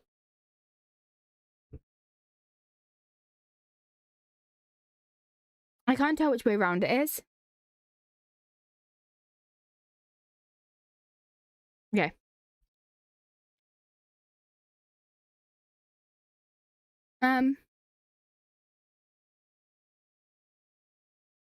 We just do Lucas and Dustin, I guess. Oh my god, I can't wait for a hot shower. This is big! Amid the chaos, Will's eyes meet Mike's. And there it is, the same feeling mirrored back to him, hitting him full force. A twist in his stomach. A silent, sharp ache. He doesn't want it to end. He'd live in the dark forever if it meant staying close to Mike. Speaking of the storm, Lucas says as the excitement dies down. They follow his gaze to the window. The rain has picked up, tapping harder against the glass. It looks pretty bad. Shit. Will straightens. The streetlights are still out. Yeah, we should go. Mike is the first one standing, moving with a certain urgency, the blanket slipping off his legs. They say their goodbyes on the porch. There's barely enough light left to see the swollen clouds overhead. The wind is loud, whistling around the house. Will climbs onto his bike just as the rain thickens. Oh my god, Lucas groans. We're gonna be drenched. They take off, sticking close, their bikes... I can English, I promise. They take off, sticking close, their bike lights cutting thin slices through the dark. Rain slaps their faces, soaks their jeans, chills their hands until they sting. By the time Lucas turns into a street, yelling, "Sleep well, losers!" it's pouring, water splashing beneath their wheels. Shit, Mike shouts over the roaring rain. Let's hurry. Will follows Mike's light through the darkness. Rain drips from his fringe, making it hard to see, hair sticking to his forehead. There, the house rises out of the black, windows glowing with soft candlelight. Oh my god, Mike mutters, soaked and visibly shivering. No, mutters. Oh my god, Mike mutters, soaked and visibly shivering. They throw their bikes onto the lawn, hurrying to get inside, leaving damp footprints across the floorboards. Rain drips from their coats as they peel them off, shoulders hunched, teeth chattering in the dark hallway. The house is quiet except for the low murmur of the radio in the living room and the constant hammer of rain against the roof. I'll get these to the fireplace, Mike says, taking both their coats and shoes. Will steps up the stairs to get ready for bed. He flicks on the flashlight hanging near the bathroom door. His jeans cling to his skin and he peels them off, shivering. While he brushes his teeth, he tries to wrap some warmth into his thighs. The floorboards creak in the hallway. Can I come in? Sure. Mike sits on the edge of the bathtub as he brushes his teeth. Oh, it's the other way round. Can I come in? Sure.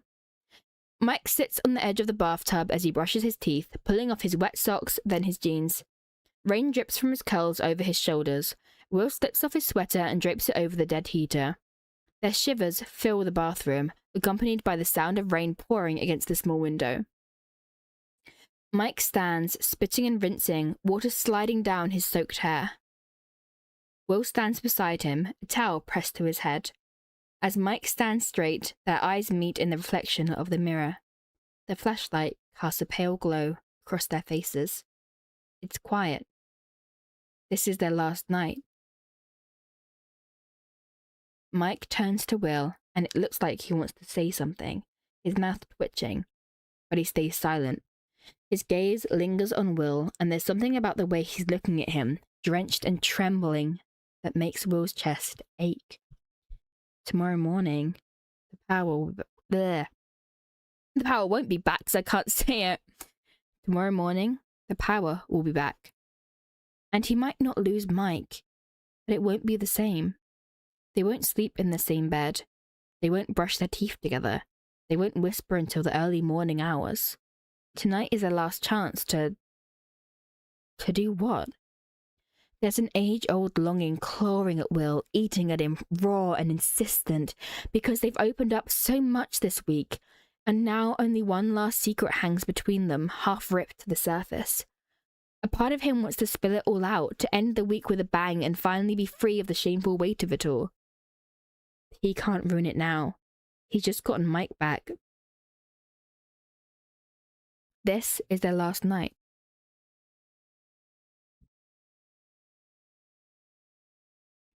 Will rises on his tiptoes, bracing a hand on Mike's shoulder, feeling the dampness of the... Oh, hello! Hello, Mikas. Hello. Will rises on his tiptoes, bracing a hand on Mike's shoulder, feeling the dampness of his sweater beneath his cold fingers. He drags the towel over Mike's curls, gathering the wet strands with careful motions. Mike leans down just enough for Will to reach, eyes tracing every line of his face with a complicated expression. Will searches his eyes for something like discomfort. There is none. He doesn't know.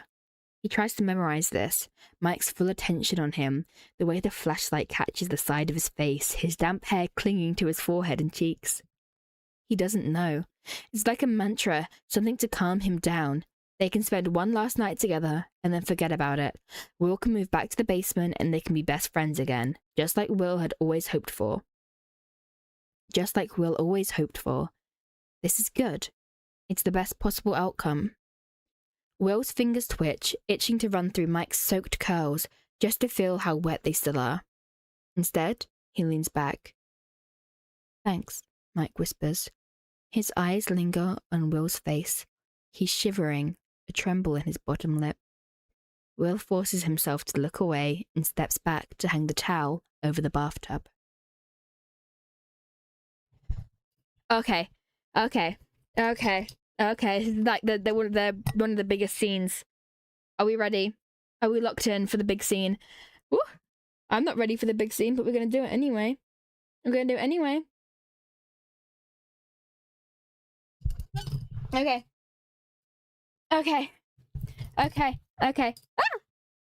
Hype myself up. Okay. In the bedroom, Mike lights a few candles, their soft glow casting over the blue walls. They strip down to their underwear, draping their wet clothes over the chair. Mike pulls 2 fresh shirts from his drawer, tossing one towards Will. The cold air bites at his still damp skin, making him shiver as he pulls on Mike's shirt, his fingers numb. And there it is again, silence settling over them. The wind presses against the closed window, rattling the glass, making the candlelight flicker.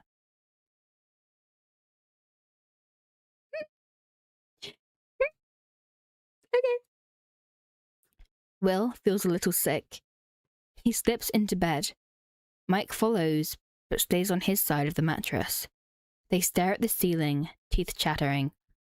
It's too cold. Normally, they would have scooted together by now. Why isn't Mike moving closer? Will closes his eyes, mind racing, heart thumping, and he wishes he could say something, anything, to make more sense of the situation, because there's a constant loop of the same thought going over and over and over in his head. This is the last night. This is the last night. This is the last night. Do you know that I love you? The coldness from Mike's hand jerks Will back to reality. Shit, he gasps, and Mike's laugh smells of toothpaste. His cold hand presses against Will's side. Ah! Ah! Oh my god. Okay. It's too cute. You think that's cold? He asked, teasing. You think that's cold? He asks, teasing. And it's good, it's playful, it's safe. Like they're kids again, playing a game of making the other freeze, unable to stop giggling. Yes, Mike, that's... Will is interrupted by his own sharp intake of breath when Mike's cold fingers slide up under his shirt, over his stomach, stopping at his ribs. Mike shifts closer, icy feet brushing Will's bare shins. Cold, Will finishes, holding his breath.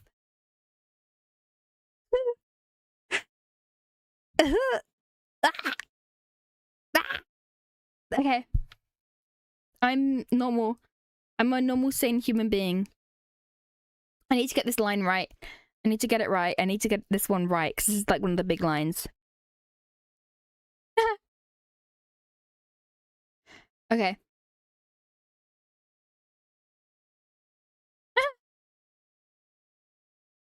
Warm me up then.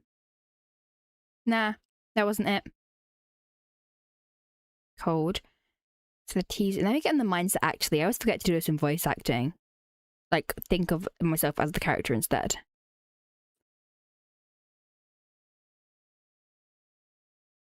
Warm me up then. Ah, it'll do. It'll do. It'll have to do. Wait. Warm me up then.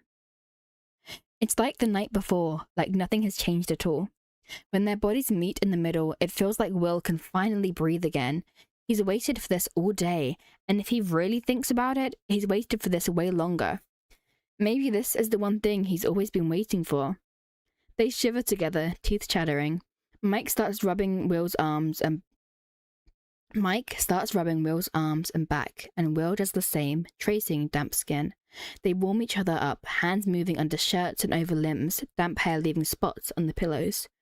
Everywhere Mike's fingers touch, it sends little shocks through Will's chest. It's just warming up. But then Mike's hands are moving too slow, lingering on Will's spine or his biceps. Will holds his breath. It's all too much to make sense of. But maybe he doesn't have to, because it's going to be over tomorrow anyway. This is the last time he will be this close to Mike, and he won't question it. Will allows his hand... No. Will allows his hands to slow too, mirroring Mike's movements. His fingers draw over the skin of Mike's stomach, exploring under the shirt, then his back, feeling Mike's skin and soft muscle. Mike's doing it too. So it should be fine. Even though it felt... Sorry, I just saw this down here. You guys can't see it. You guys will know it when I say it. Oh, it's going to be hard to read as well. Mike's doing it too. So it should be fine. Even though it feels anything but. This is their last night. He will remember every detail.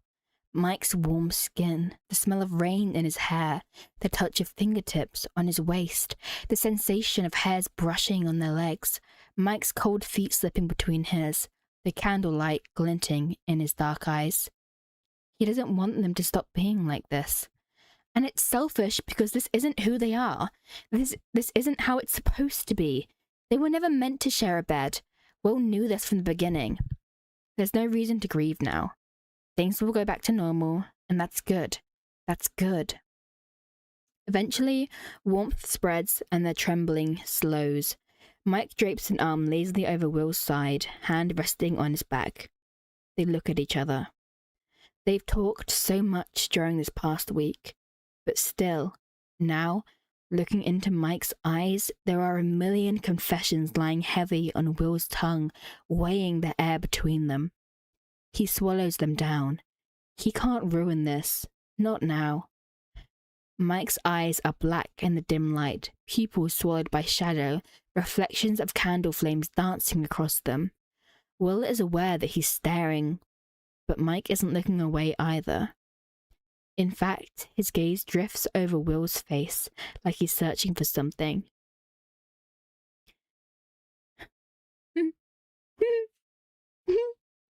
I can do this. For charity! For charity! But then again, it's so dark, it could just be a trick of the light. I can't see you, Mike whispers in the small space between them. What? What? Oh, my mic wasn't picking up for a second. No, it's more like... What? There's a small furrow between Mike's brows and his eyes roam restlessly. The light. It's behind you. I can barely see your face. Oh. A beat. Will doesn't know what to say. I can't tell where you're looking. I can't tell where you're looking. Mike's voice is soft and quiet, But there's something there, wavering beneath it, that makes the hairs on the back of Will's neck rise. Oh my god, it's Vecna, guys! Oh my god! Oh my god! Sorry. It was the line about the neck. Okay. Okay. The words feel like a confession. Maybe Will shouldn't have said it. But it only feels fair because he can see Mike's eyes. Mike's hand slips out of his shirt, sliding up his arm and towards his neck. He stops at Will's jaw. Will holds his breath. Then Mike props himself on an elbow, tilting Will's face to the ceiling so the candlelight illuminates his features. Mike is close, his fingers on Will's jaw, thumb on his cheek. He's looking at him. Will looks back.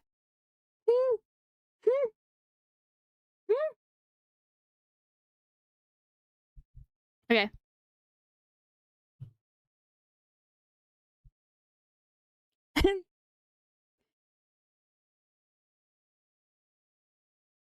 Do you see me now?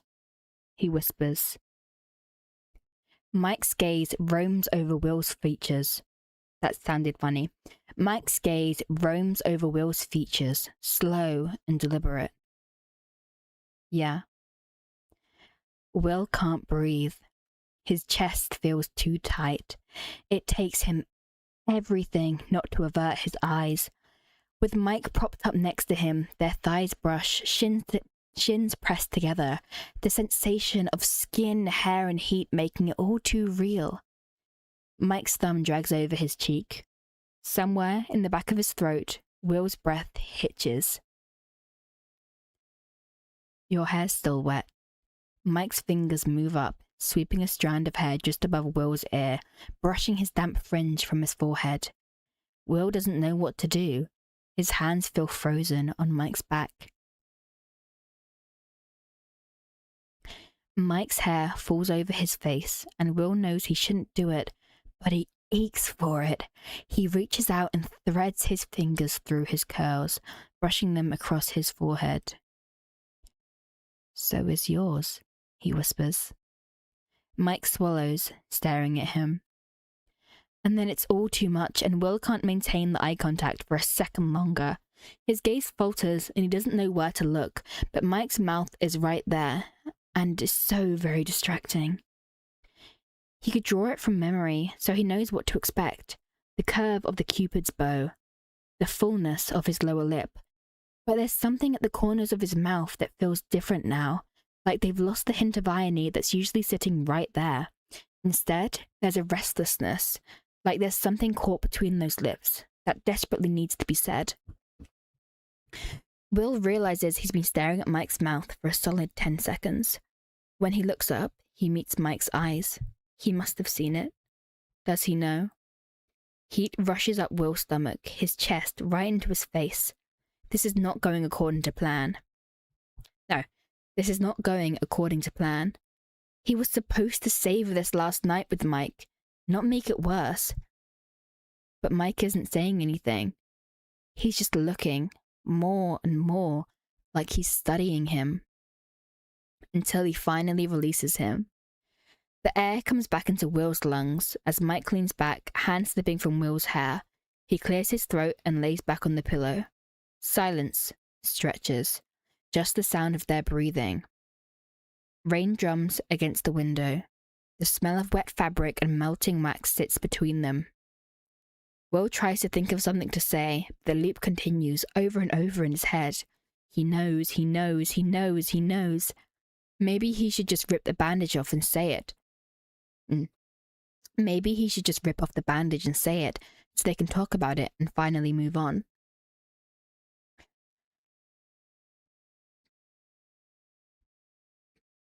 At some point, I need a drink, sorry.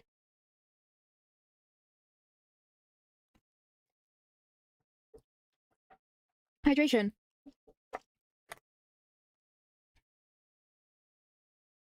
At some point, Will must have slipped into sleep, because when he wakes, the room is pitch black. The candles burned out. Rain thrums against the window in a steady rhythm, drops loud and heavy. Wind pushes at the glass. There was thunder, he remembers. That's what must have pulled him out of sleep. He blinks a few times, but nothing changes. Eyes open or closed, it's all the same darkness pressed to his face. Well? Will? He can't see him, but Mike sounds close. Their bodies aren't touching, but the warmth radiating from them fills the small space between them. Yeah? You okay? Is he okay? Will blinks into the darkness. Yes, why? The thunder. Will used to be scared of thunderstorms. Sometimes as kids, wow! Sometimes as kids, he'd slip into Mike's bed and make Mike tell him a story, mouth close to his ear to drown out the sound of the storm. I'm okay. Do you want me to light another candle? No, Mike's voice is soft, barely whisper. Okay, that needs to be more whispery. Do you want me to light another candle? Mike's voice is soft, barely a whisper. No, that's okay. The silence that follows is fragile, heavy, like somebody is already toying with the thought of breaking it. Despite only seeing black, Will has his eyes open, staring into the dark as if something might take shape there. Mike's fingers twitch. Only then does Will realize Mike's hand is wrapped around his biceps, slipped under the sleeve of his shirt. He isn't gripping, but holding with a certain firmness. Mike's breath brushes Will's cheek, a little shaky. He's closer than Will thought. Are you still cold? No. That's a different line. It's kind of like... So Will's whispering.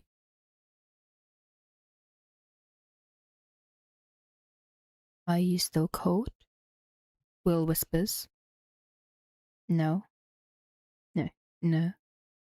More silence. Will's side aches, so he shifts, brushing Mike's knee with his own. Mike does the same, adjusting his position. He drapes his leg over Will's, pressing them closer, his shin hooked behind Will's. It's too dark to coordinate their bodies, to tell where one ends and the other begins. So when Mike's nose grazes Will's cheek, it catches him by surprise. It's an accidental brush, both unaware of where the other is in the dark. Except, Mike doesn't pull away. Will's throat tightens.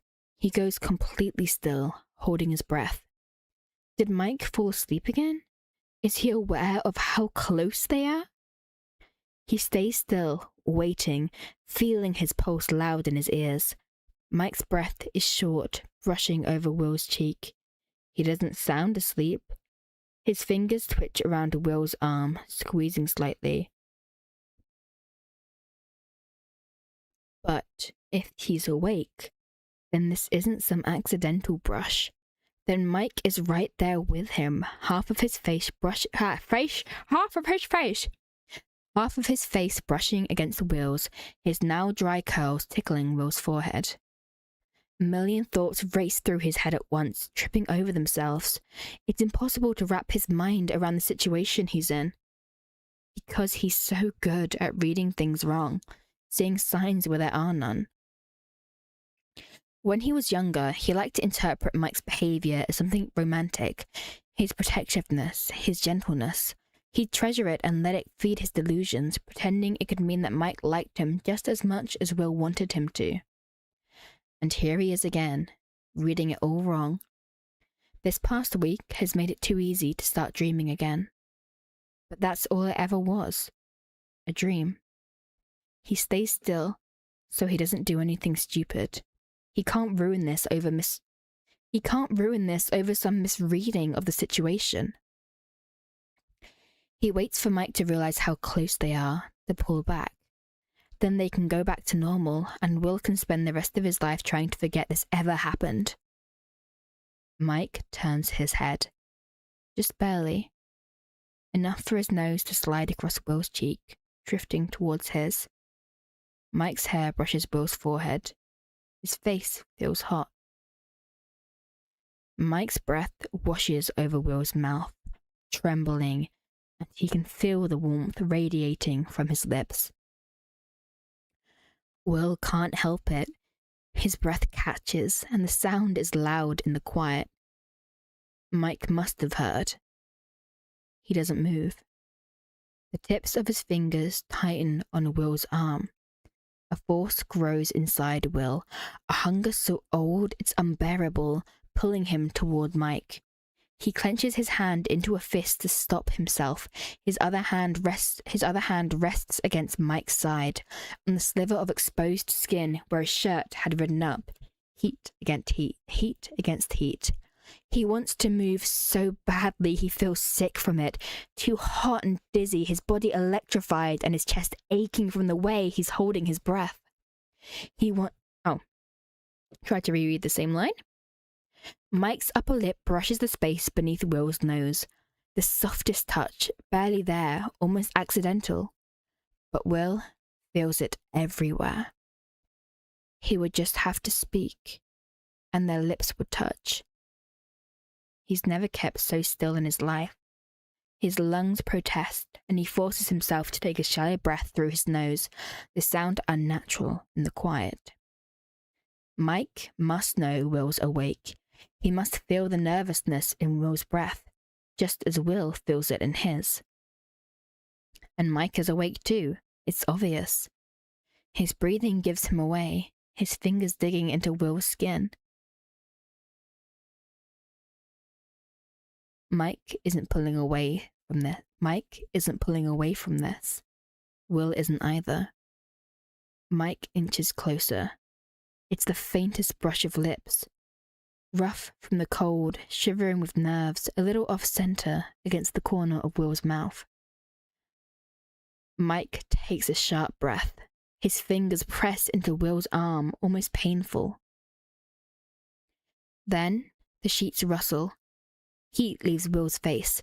Mike retreats, leaving cold air in his place. The hand slips from Will's arm, leaving a little sting. Silence. Will's lips burn against the cold hair. Air. God damn it.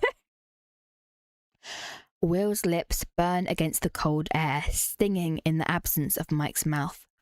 In the darkness of the room, there are no witnesses. It's hard to tell what's real or not. There's no proof. Nothing to see. But Will felt it. Mike? His voice sounds raw and shaky. Mike doesn't answer. And suddenly, it's over 10 years of friendship sitting between them, a reminder of what could be lost if either of them made just one wrong move.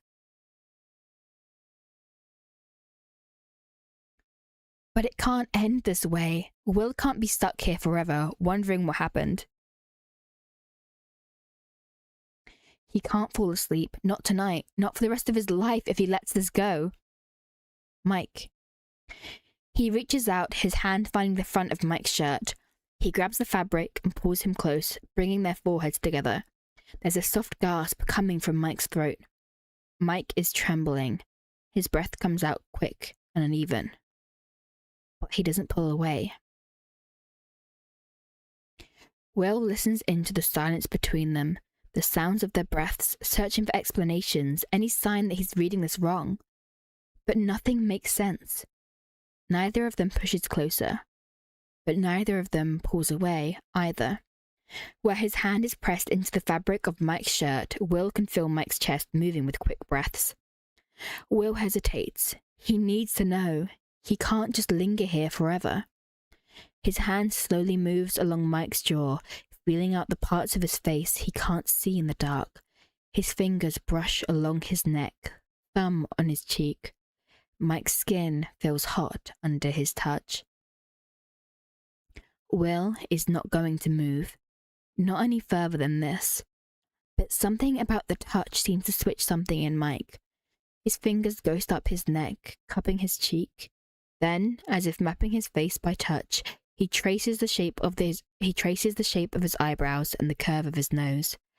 Lightly, Mike's finger draws over Will's eyelashes, as if checking his eyes are closed.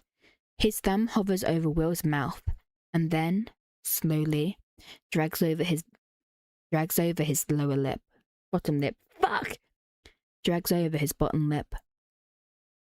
Will is very still. He can hear Mike swallow. His fingers slip from his face, but Will doesn't have time to miss the touch, because then Mike lets out a long, shuddery breath and inches closer again. Will meets him in the middle. In the dark, it's hard to tell how close they are, so when Will's upper lip brushes against Mike's bottom one,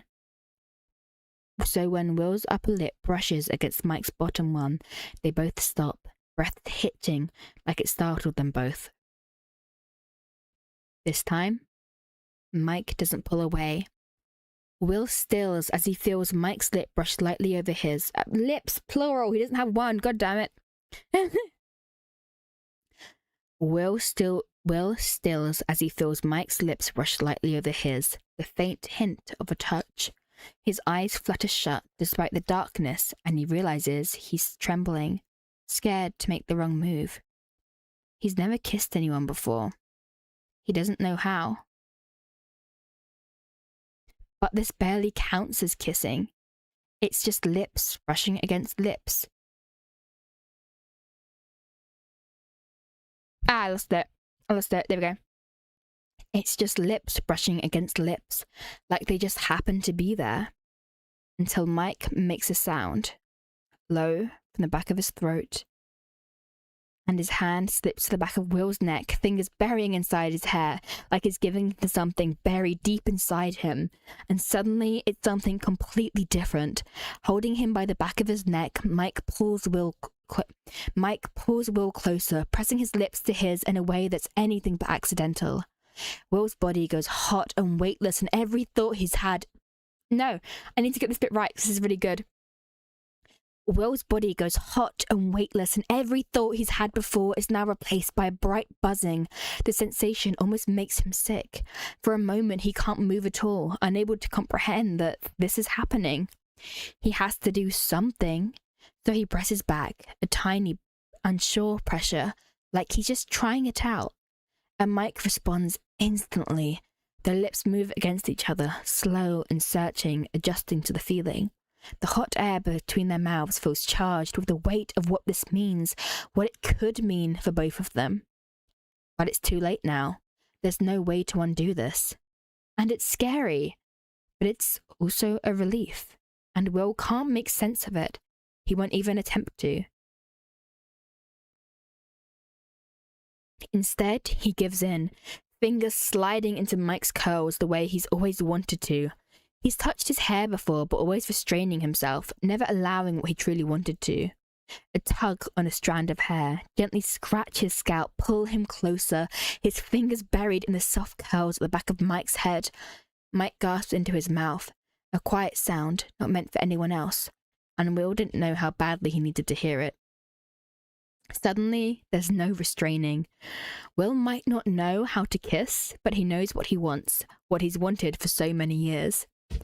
He knows how to want Mike, how to love Mike, and now that he can take him, he feels dizzy with the power. He pushes close. Mike rolls onto his back and Will follows, leaning over him, kissing him with more confidence. Mike's lips part under his and his fingers hold him close by the neck. Their stomachs brush, bare skin against bare skin where their shirts have ridden up. And it's too much, too hot. Mike's knee slips between Will's.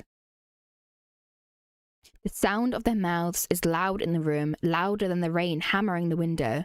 Thunder growls somewhere in the distance. Will's hand braces beside Mike's head. The other holds his jaws. Jaws, plural? The other holds his jaw, thumb brushing his hot cheek. He opens his mouth against Mike's, hot, shaky breaths filling the air between them. There's something desperate about the way their lips move together, open-mouthed and breathless. Will has no thoughts left, just white noise, a loud buzz, growing only louder when Mike's hand moves through his hair. His other hand slips under his shirt at his waist, sliding up into the warmth. Will's body feels electrified with how badly he wants to be touched. He pulls him closer, making their bodies collide. Will hears a noise and realizes it's coming out of his own throat, a gasp from deep within. Will knew about kissing, but he didn't know what it meant to have his face smashed against somebody else's. Cheeks and noses and teeth and chins bumping. And more than anything, he wishes he could see Mike so he wouldn't have to rely on the noises coming from his mouth to know this is really happening. More thunder roars, closer this time. Mike takes Will's bottom lip between his, and Will might as well be losing his mind. His mouth is wet, warm, insistent, making Will ache in ways even years of dreaming could never have prepared him for. He's never felt anything like this. He's never felt Mike like this.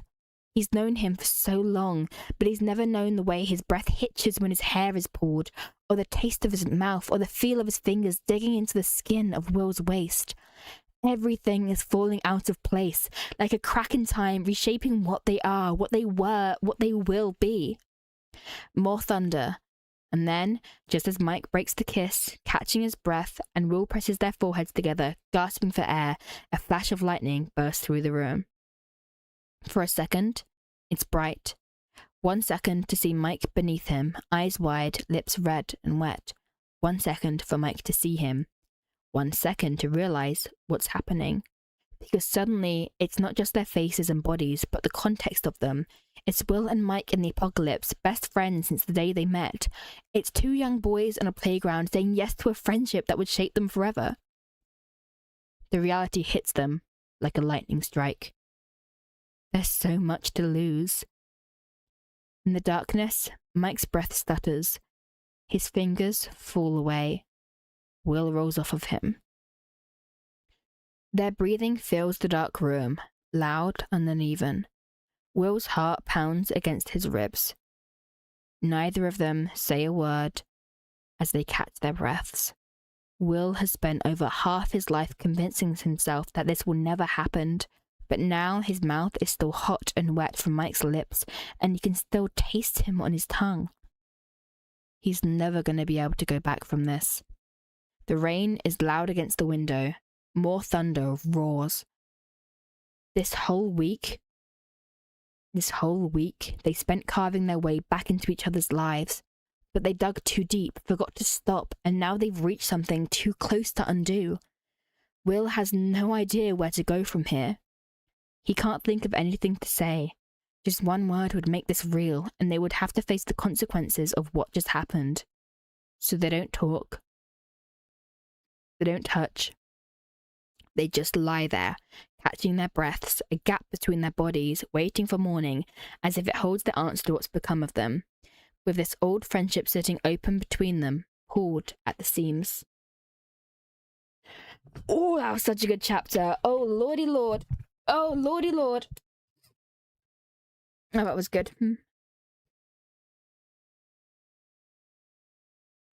Okay, 12k words. So that last one was long. So this is going to be extra long.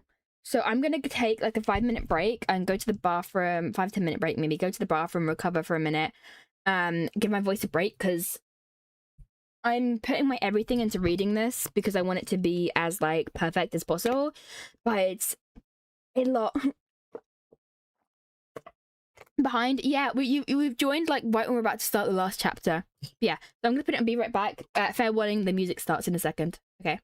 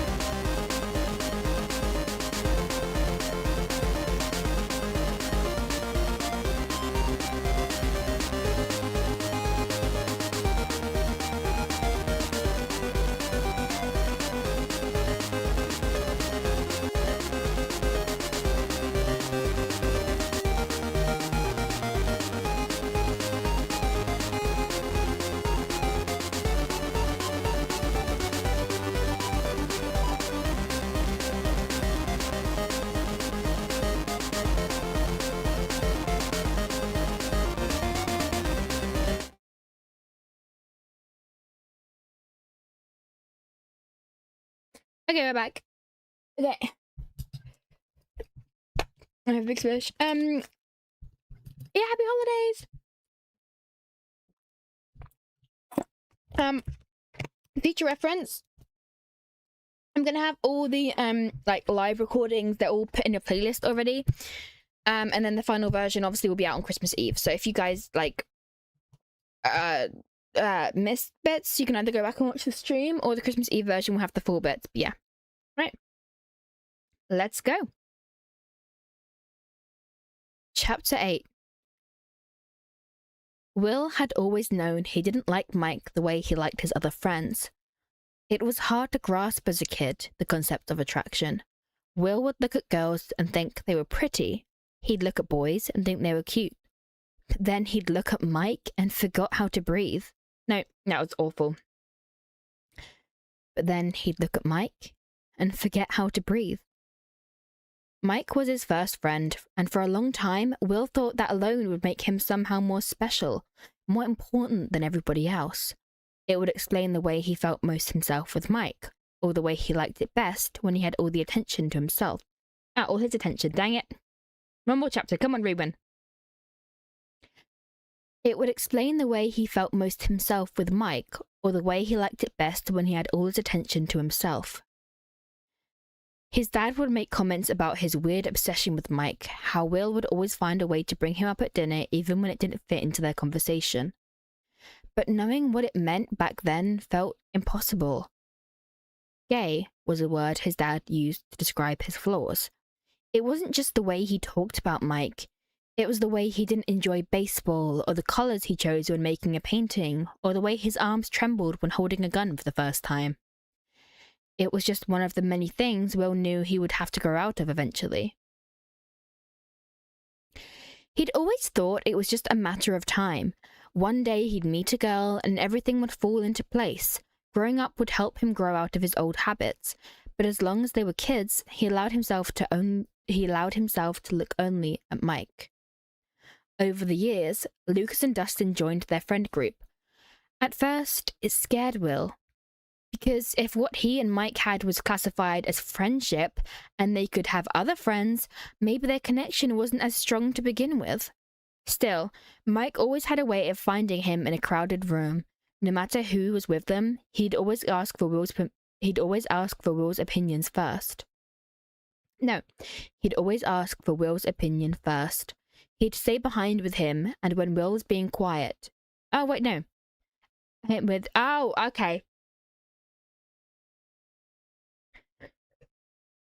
He'd stay behind with him when Will was being quiet.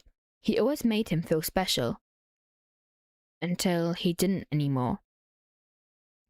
Will was 12 years old when he realized he was in love with Mike. It was the same year he realized Mike would never love him back. Up until then, he thought they were the same. Not interested in girls, obsessed with the same things. And each other. But then, there she was, this strange, fierce, impossible girl with superpowers who'd saved Will's life. And suddenly, she was all Mike could talk about. Will felt them separating. Mike was growing in a direction Will couldn't follow. Suddenly, he wasn't like him anymore. He would never be like him. It was a feeling like loss. He mourned the future he imagined. He mourned the future he'd imagined.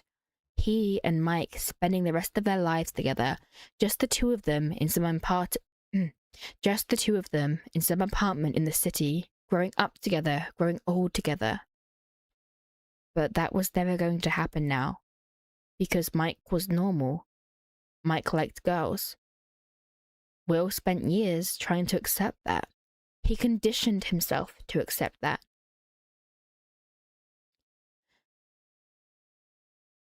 When he was 14, he realized it might be time to fall out of love with Mike. It had become old and a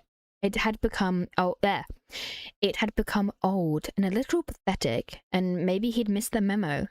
But there he was, still stuck in a feeling he never asked for to begin with. Now Will is 16, and everything he thought he knew has collapsed in on itself in just one single night. When he wakes up, his eyes burn.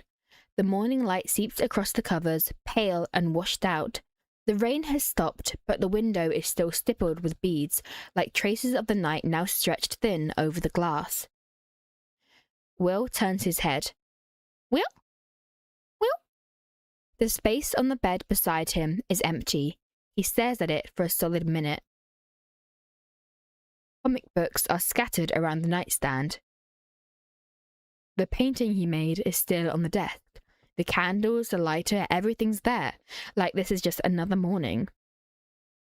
Slowly, Will reaches out. His fingers brush the fabric where Mike had been. It's cold, like he's been gone for a while. Will rolls onto his back and stares at the ceiling, vision blurred. He might have slept 3 hours. The sun was already rising when exhaustion finally knocked him out. And all of the thoughts that kept him tossing in the dark, none of them make any more sense now. The morning comes with no answers. He lifts a hand, slowly placing his fingers over his mouth. His lips feel dry and a little swollen, like proof of the impossible thing that happened last night. He tries to picture it, but his mind feels foggy, like the memories aren't even real. They're stuffed with cotton, the edges blurred. It all seems like a daze now, something straight out of a daydream, something made up. And it's weird because he doesn't have any visual memories of it. It was dark in the room, except for when it wasn't anymore, when it was Mike's wide eyes, his wet mouth illuminated by lightning. And the noises he remembers, the sounds of their mouths moving together, the gasps and heavy breathing. Will's lips tremble under his fingertips. He kissed Mike. But it's impossible. It's not them. It's not what they do. Mike doesn't kiss boys on the mouth. He doesn't gasp when his hair is being pulled. Or maybe he does, but that's not something Will should have knowledge of. He shouldn't have these memories at all. They are not his. They can't be. It makes no sense. Mike kissed him. Will throws the thought around in his head, but it doesn't come past the surface, like it's stuck in a web, unable to register in his brain. His brain that's conditioned to expect rejection, that knows good things don't happen to him, that's been trained to doubt, to smother any blooming glimpse of hope for years and years and years. But his body knows it happened. His skin remembers the tremor in Mike's fingertips. His hands remember the texture of his curls, the heat of his scalp. His mouth remembers... Will exhales shakily, dropping his hand. He gets out of bed and gathers his rain stiff... He gathers his...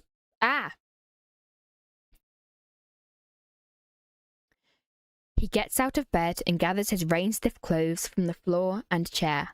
Only when he stands with bare arms and knees, he realizes it's unusually warm. He glances towards the alarm clock, and there they are, digital numbers blinking 0000 in bright orange, like time itself is insistently asking to be reset. The power's back, and Will feels nothing. He knows nothing, except that he doesn't belong in this room anymore. It's time to move back to the basement. He slips down the stairs quietly, pillow tucked to his chest. Holly's laughter drifts from the kitchen, bright and loud. Something sizzles in a pan, filling the house with the smell of fried eggs. With electricity restored, the hum of the house is back. Will is not ready to face anyone just yet. He switches on the light in the basement and turns the heaters up all the way. The pipes rattle awake, a sound that used to feel familiar, but now it's just wrong. The light is too bright. The room feels hollow and empty. The mattress on the floor seems smaller than Will remembers, like it's shrunk over the past few days. He makes his bed, shaking out the pillow. Candles lie scattered across the floor where they left them just a couple of nights ago. He picks them up one by one, wax cold against his palms. Slowly, he puts them back in their box, like he's packing away a dream. Something aches deep inside him. He's still wearing Mike's shirt. When he gets up to put the candle box back on the table, he notices his sketchbook. A page is half slid out. The drawing he made of Mike just a few nights ago. Will hesitates, then flips it open. And there he is, with his warm eyes and dark curls, with his mouth soft in graphite shadow. The mouth that will... But it makes no sense. He stares at the sketch. Maybe, if he thinks hard enough about it, he will come up with an explanation. Maybe there are reasons why straight boys would kiss their friends, reasons Will just hasn't thought of yet. He needs to talk to him. He's never needed it more in his life. He needs to know what any of this means, if it means anything at all. He needs to know whether they're still friends, and if not, if there's a chance they will be again. If there's a chance they will be again sometime in the future. He needs to know why in the world Mike would do something so incredibly stupid and kiss him. And if it helps at all, he needs to apologize for doing the unthinkable and kiss him back. It's never been this urgent. But it's never been this scary either. Because if he talks to Mike, this will all become real. 10 years of friendship could be lost in a single breath. Will takes his first real shower in a week. He turns the water up too hot until it leaves his skin red, steam clouding the bathroom. His body loosens under the heat, the week-long cold melting off him. But it doesn't really matter because there's a numbness sitting somewhere the water But it doesn't really matter because there's a numbness sitting somewhere the water can't reach. He dresses in clean clothes and stands at the base of the stairs looking up at the door. He takes a long, deep breath. Whatever's waiting up there, he has to face it eventually. The overhead lamp casts a clean, artificial light across the breakfast table. Eggs, bacon, pancakes, everything they couldn't cook before now sits in heaps as if they were expecting more guests. Mrs. Wheeler's hair is perfectly curled again. Mr. Wheeler is shaved again. Nancy and Jonathan look freshly showered, their hair clean and still a little damp.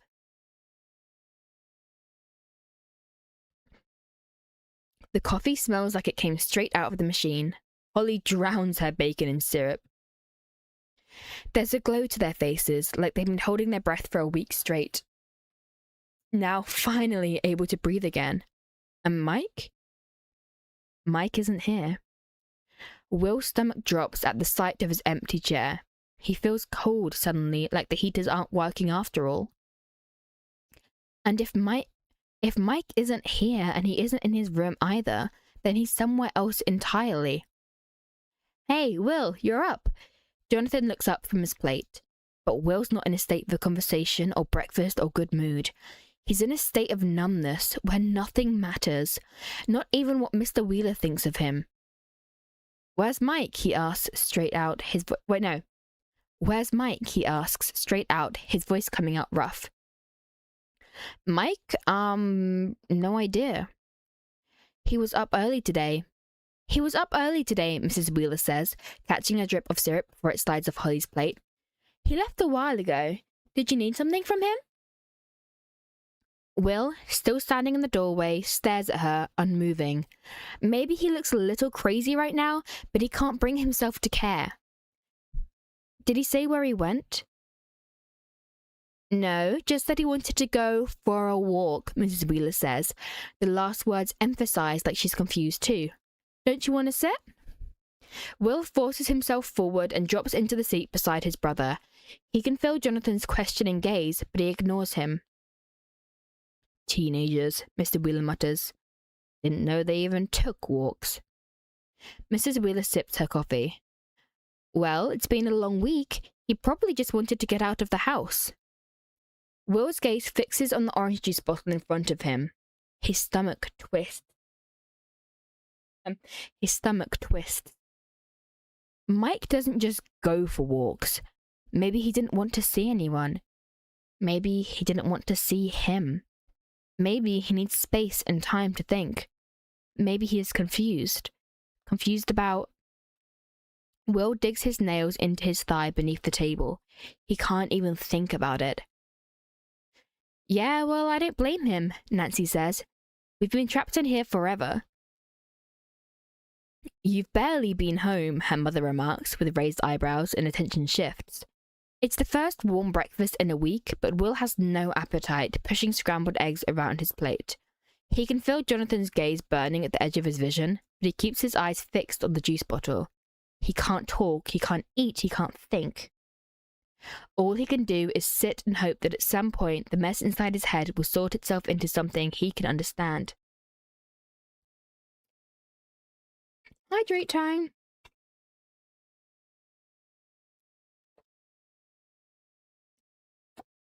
Hydration. This is really pushing the limit of my voice. We're gonna make it, but... Okay. After breakfast, Will gets up and immediately heads for the basement. Even before he hears him, he already knows Jonathan is following. Will, he calls. Will stops in the hallway, turning. I'm fine, he mutters before Jonathan even has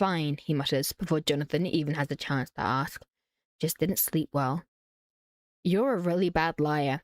Jonathan nudges him down the stairs and shuts the basement door behind them. You're creeping me out. Talk to me. Will opens his mouth, but it's just air coming out. He drags his hands over his face. I can't. Did something happen? With Mike? I can't talk about it. You don't have to deal with these things alone, you know? No, but I do. Now I want to redo that one. No, but I do. This time, the words come out louder than he intended. But this frustration has been building up for years and years, and he's sick of pretending he has the same options as everyone else. He can't just talk about these things, not about his feelings for Mike, and definitely not about what happened last night. Not without exposing Mike too. Love is the most isolating thing in the world for boys like Will. And Jonathan might have been an outsider his whole life, but at the end of the day, he gets to hold his girlfriend's hand in public. He gets Christmas dinners and movie nights, and it doesn't matter what kind of music he listens to, he will conform to social norms in a way that Will never could. Jonathan's expression shifts, and the hurt flickering in his eye softens Will immediately. Look, he says, quieter. I'm sorry, okay?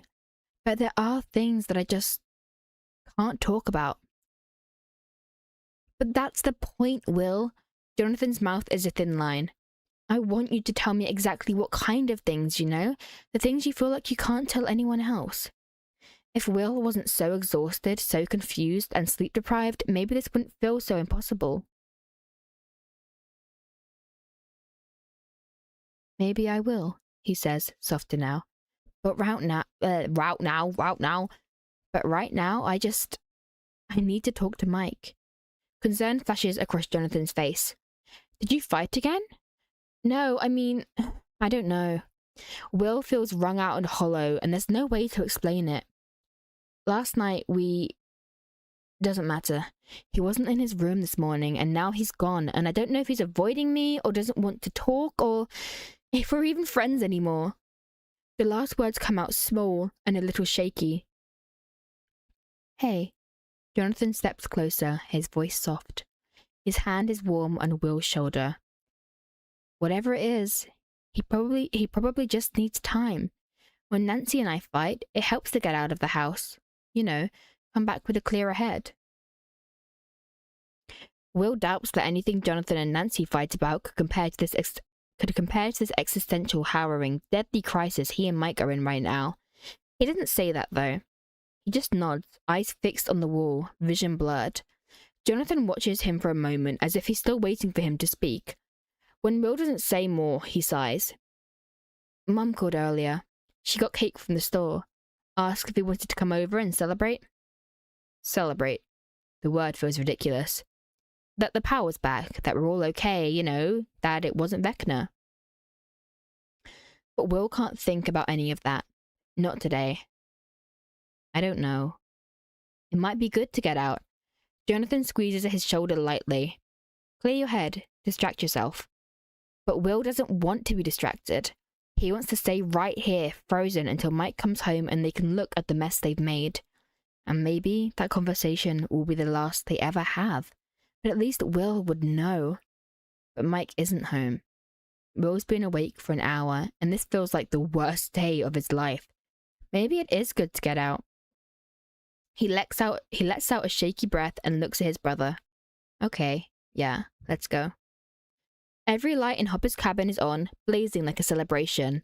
Inside, it smells of fresh laundry and hot showers, and there's something bubbling on the stove. The whole place hums, warm, crowded, vibrating with the sound of people who are, above anything, relieved. His mother hugs him the hardest. Her sweater smells like detergent and coffee. The cake from the store is a little dry, the heat is turned up too high, like they somehow need to prove they're working. They sip coffee that's weak and too hot as they talk about how useless their whole investigation was. I told you from the beginning it was just precautions, Joyce says, brushing crumbs off the table. Yeah, it's good to be sure, Hop grumbles. And at least Els had some training. Maybe Will would have gotten away with it if it wasn't for his siblings. El notices instantly. All through coffee, she stares at him, gaze digging into the side of his head, sharp and unblinking, like she's trying to make him speak with her mind. If he was stronger, maybe Will would have put more of an effort into putting on a normal face. But the numbness sits like fog between him and everyone else. It's all muted and weightless.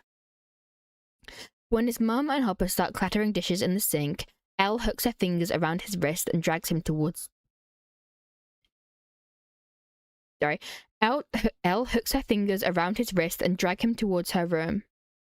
Elle hooks her fingers around his wrist and drags him towards her room. Jonathan follows, closing the door behind them. Will, she says, taking his hand between both of hers. What's wrong? Don't even bother, Jonathan mutters, but his eyes are gentle. I tried already. Elle shoots him a look. Well, have you considered that he'll talk to me? You know I'm right here, right? Will sighs. He drops onto Elle's unmade bed, sinking into the pile of blankets. I'm sorry, can we not do this? I'm not talking to any of you.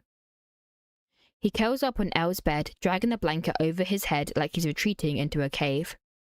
Elle lets out a small, frustrated breath. He can't see them, but he feels the mattress dip on either side as they climb in. Their weight shifts, careful, their movements soft. He listens to the silence, the low clatter of dishes drifting down the hall from the kitchen. Did Mike say something bad to you? Elle asks after a pause. No. He can be mean. He can be an asshole, Jonathan agrees. Right? Sometimes I look at him and wonder what's going on in his head. And then I realize it's not as much as I always thought. You know, he was like this when he and Will were kids too. Sometimes it's like he has no filter at all, and guys, Will groans, pulling the blanket off his face. Mike didn't do anything. Are you sure? Elle brushes her fingers over his arm. Because I could talk to him for you. You know, we should. Jonathan looks at Elle, then Will. We could pin him down for you until he apologizes. Yeah, Elle says dryly. I could torture him with my mind. Will stares at them, his strange siblings trying to look intimidating and failing spectacularly. And then he can't help it. He lets out a scratchy, reluctant laugh and rubs his face. You two are stupid. Elle beams as if her plan worked and cups his cheek, her thumb warm. It's good to see you smile. Shut up, Will groans. We don't have to talk about stupid Mike, she says, scooting closer. Come on, Will, share the blanket. It's a one-person bed, but they've always been good at fitting themselves into spaces. Under the covers, their feet tangle, elbows bumping into ribs. Elle makes it easy for him. She starts rambling about the gossip she caught or spying on the workers and businessmen, every sentence threaded with her strange, sweet eagerness. As she talks, her fingers sift through Will's hair, slow and absent. The smell of her shampoo sticks to the blanket, and it's comforting. Will relaxes into the mattress, eyelids heavy, following the rhythm of her voice. She emphasizes some words just like their mother does. Jonathan throws in a question here and there, keeping her talking so Will doesn't have to. He just listens to their voices weaving around him, and he realizes how much he'd missed this. Just them, a strange trio of siblings, joking and breathing the same air, knees bumping. It's good to remember who he is outside of the Wheeler house. When the sun sets behind the trees, the cabin grows dim. Joyce calls down the hall. At some point, Will must have drifted off because Elle nudges him awake, her hand warm on his shoulder. Time to go, Will. Come back soon, yeah? On the porch, she hugs him tight, her hair brushing his cheek. He wraps his arms around her. I love you, Elle. The grin is audible in her voice. I love you too. Jonathan wraps Will in a half hug before nudging him towards the bikes. Come on, let's go.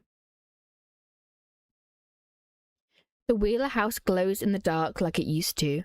The porch light snaps on as they roll into the driveway, flooding the yard in a soft yellow. They step inside, the warmth immediately seeping straight into Will's bones. I'm gonna go change before dinner, Jonathan says, squeezing his shoulder before heading upstairs. Will hangs his scarf and kicks his shoes onto the mat. He hears voices from the living room, the familiar sound of the TV blasting. Mr. Wheeler has probably been glued to the screen since morning, as if making up for lost time. Will, Mrs. Wheeler calls. Is that you?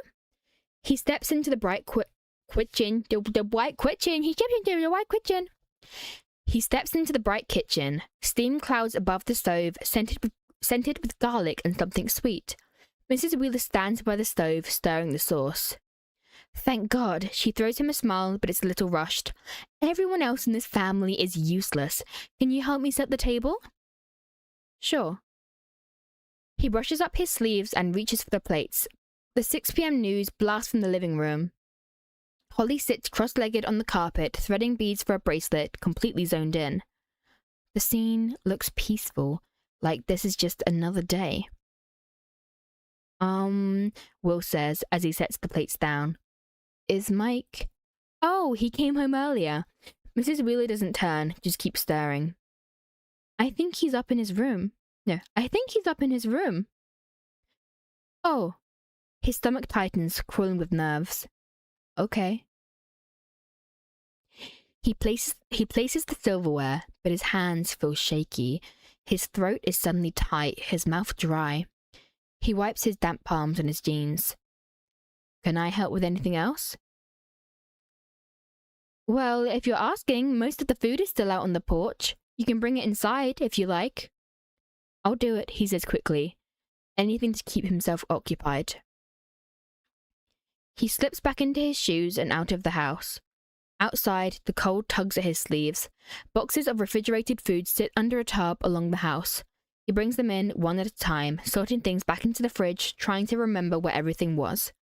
When he goes back out to grab the last box, he notices the bottom is damp, drenched from sitting on the rain-soaked floor.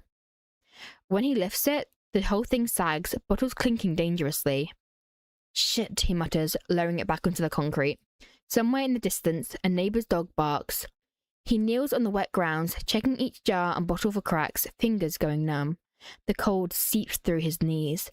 The box is useless now, so he tucks 2 bottles and some jars under his arms, grabs another in each hand, and heads back towards the kitchen. He's halfway through the door when he hears his voice. How is it? I haven't even tried it, Mum. Mom? I haven't even tried it, Mum. Will freezes in the doorway. There he is, standing by the stove under the warm ceiling light, fishing pasta from the pot.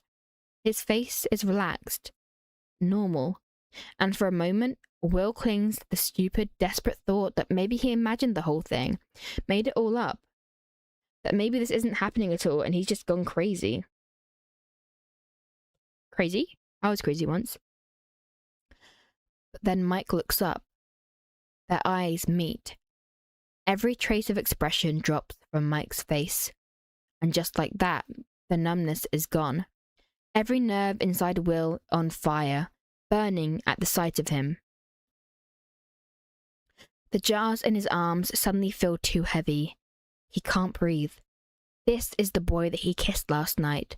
Mike, with his familiar face that Will has watched grow into shape, with his messy hair that looks like he's spent the last few hours in bed. Mike, who used to make up stories for him to drown out the sound of Will's dad yelling.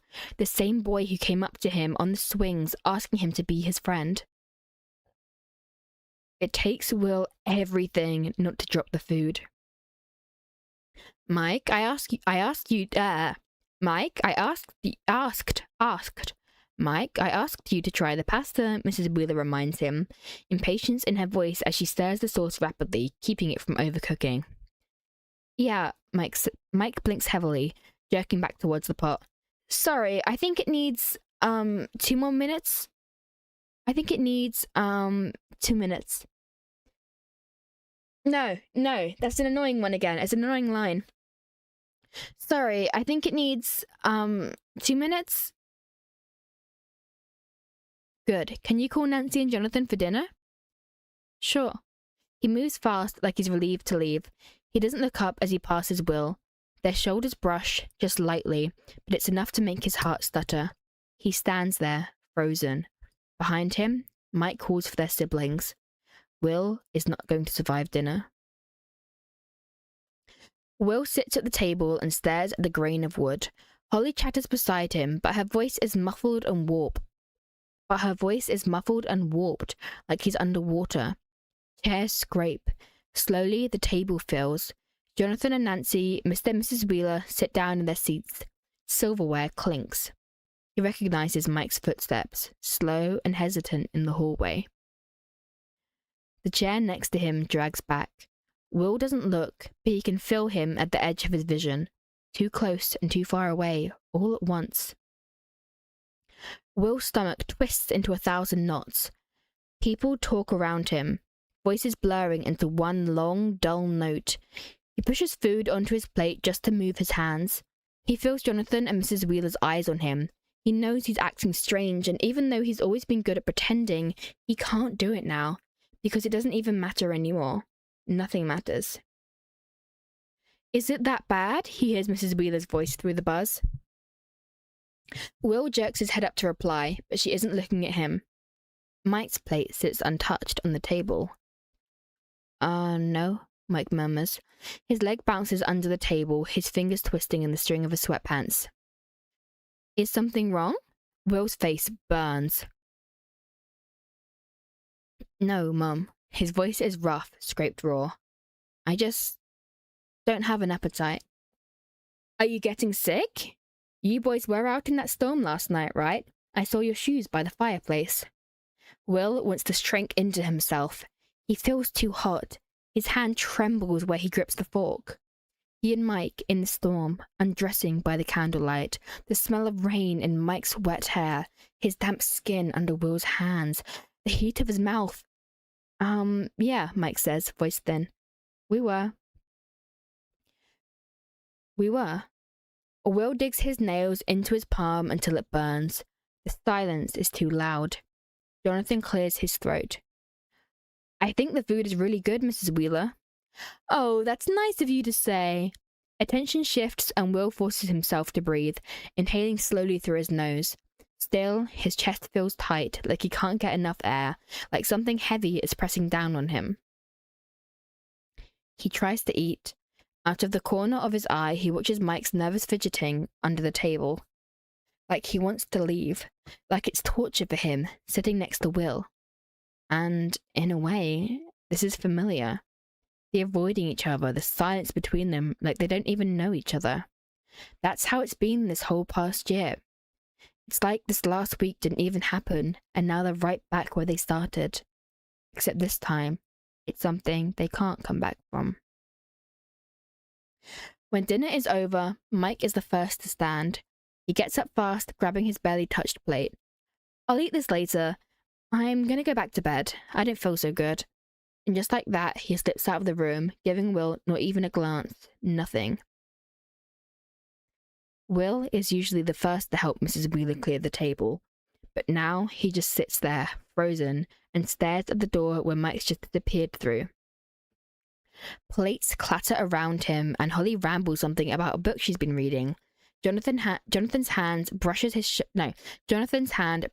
shoulder, and he quietly says something that sounds like it's gonna be okay. But nothing can make this okay.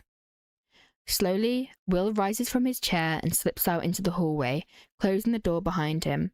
He stands with his face against the door. The quiet settles around him. He takes a long, deep breath. He doesn't want to be alone. He doesn't want his mind to get the chance to work this out alone. Nothing good would come of it. But he can't go back in there either. He can't be in the same room with all these people and pretend everything's fine. He turns and takes a sharp breath. Mike sits at the bottom of the stairs, legs pulled close to his chest, fingers fidgeting with the denim of his jeans. His eyes are fixed on Will, like he's been waiting. Will's entire body goes still. For a few seconds, they just stare at each other. Then Mike stands, clearing his throat. Sorry, I didn't want to startle you. Will opens his mouth, but nothing comes out. His throat feels dry and tight. Mike wipes his palms on his jeans. His eyes flick away, then back at Will. Can we talk? He makes a vague gesture towards the basement door. Will's waited all day for this, for Mike to talk to him. But now that he's right in front of him, he doesn't feel ready. He croaks, voice cracking. His pulse pounds in his ears. Yeah? Yeah, that sounds better. We don't have to, if you need more time. No, it's okay. Mike hesitates, then nods. He opens the basement door and looks back over his shoulder, as if to make sure Will is following him. Will's legs feel unsteady as he softly closes the door behind him. And then it's the sound of their feet on the stairs, a little click as Mike reaches for the light switch. The ceiling light flickers before coming on. It feels too bright, too sharp, casting artificial shadows across the room and making everything look hollow. Will doesn't think he's ever been this nervous in his life. His heart is pounding in his chest as he watches Mike hover near the shelves, looking like he's unsure what to do with his hands. He hooks his thumbs into a belt loop, then lets his hand fall to the side, then brushes his hair out of his face. Will wipes his sweaty palms on his jeans. His breathing... Okay.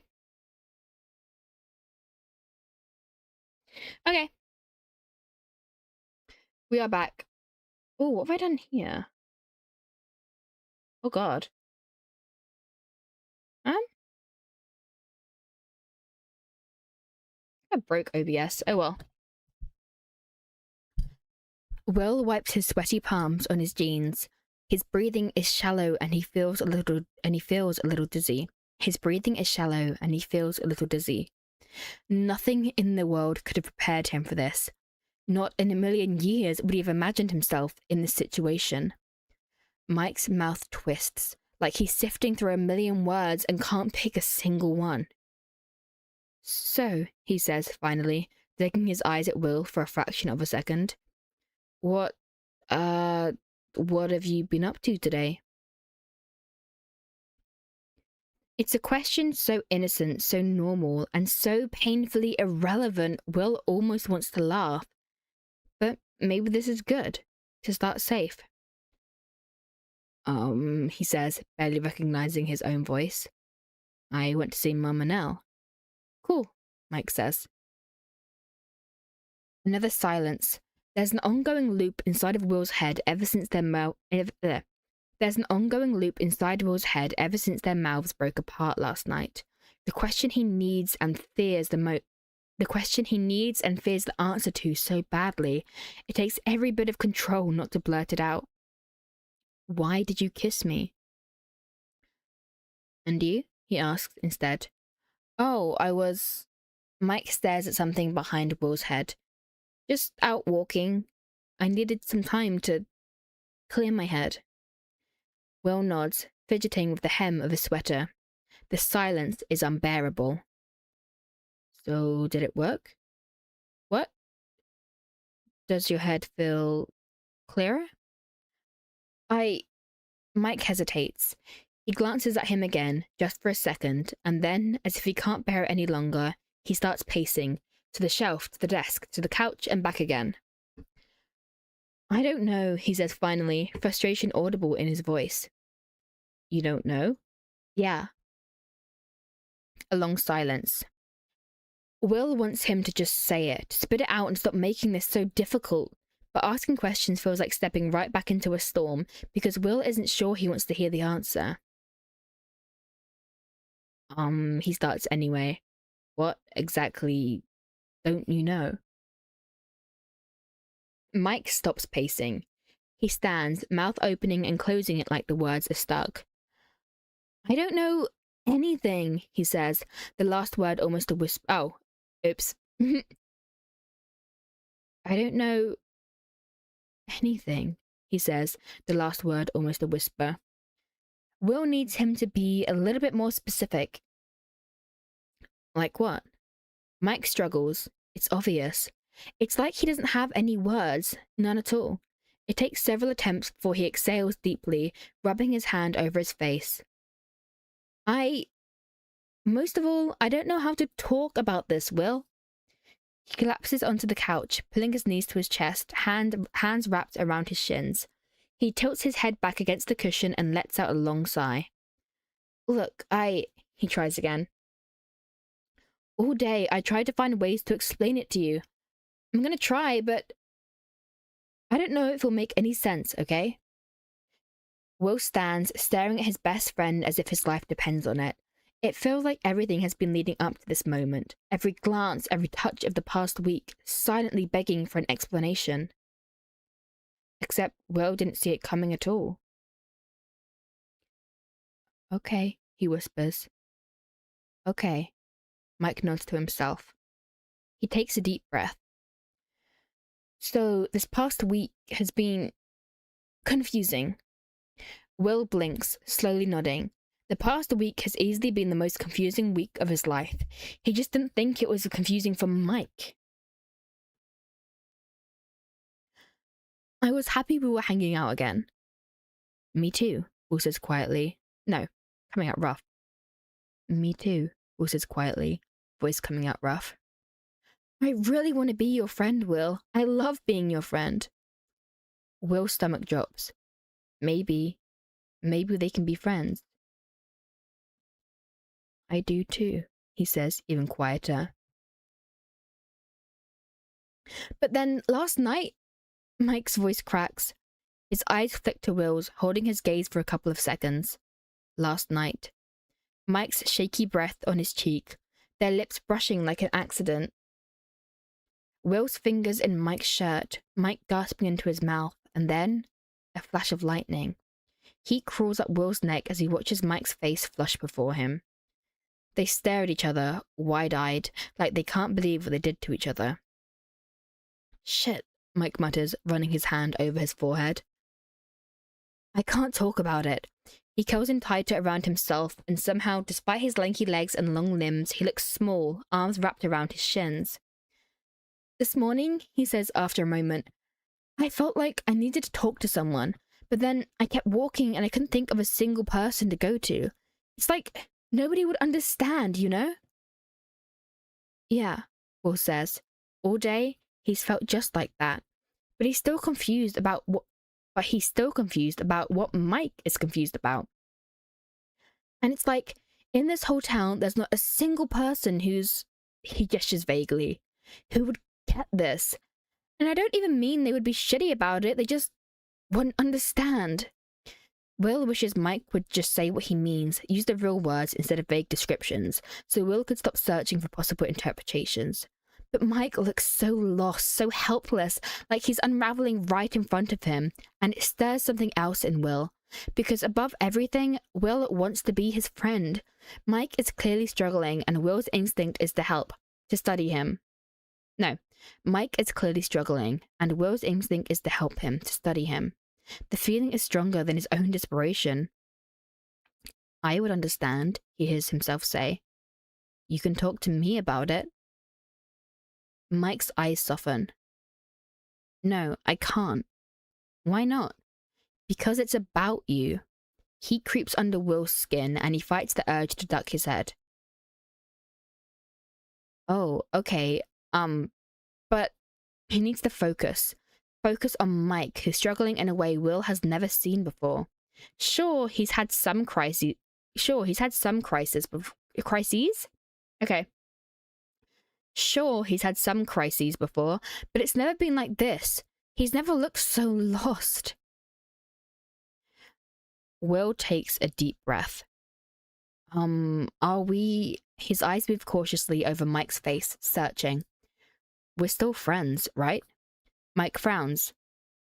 Of course we are. Relief washes over Will, and his next exhale comes out a little shaky. This is good. This is the only thing that matters. This is what he needs to focus on. Being Mike's friend. So, as your friend, he says with newfound courage. He doesn't know exactly where this is going, but it's what he's good at. It's where he feels safe. You can talk to me, because maybe I'll get it, and I want to be your friend first, before anything else. Mike's mouth twitches in something like a smile. I want to, Will, he says sadly, but I don't know how. Me neither, Will says, because it's true. He has no idea how to have this conversation, mainly because he doesn't allow his mind to fully grasp what it's even about. But maybe we could try, together. Mike looks at him, his dark eyes now steady on Will's face. He seems to be contemplating for a while. Then he makes a little half shrug and leans back against the cushion. Where would we even start? Will realizes he's still standing, so he sits on the opposite end of the couch, making sure to leave enough space between them. I don't know, he says, clearing his throat. You said this week has been confusing. Yeah, Mike exhales. But it's been confusing before. What's been confusing? You. Oh. Will's heart stutters. He stares, wide-eyed. He needs Mike to be clearer with his words, because he doesn't know how long he can keep convincing himself that they're talking about something else entirely. He says, carefully. How long have I been confusing? I don't know. Mike's eyes are fixed on the floor now, like he can't do this while looking at Will. I guess, 2 years? 2 years. Will's thoughts spiral. Is this how... And what are they even talking about? No. And what are they even talking about? Because rationally, he has a pretty good guess, but every single cell of his body is protesting, refusing to let the thought into his mind. There's no way all this has happened, no way at all this is happening. Because these past 2 years, Will hasn't been confused at all. He's been sure, perfectly positive, that Mike does not like him back. He's been so certain that it didn't leave room for any other possibility. So, how? You know, Mike continues, his chin resting on his knees. I'm really good at just ignoring things, pushing them down. I mean, I knew I was confused about something, but it's like my mind refuses to make sense of it, you know? So I never really came to a conclusion. I'm just left feeling... Whatever, he groans, leaning his face down and burying his nose between his knees. God, I'm really bad at this. Will is very still. He's barely breathing.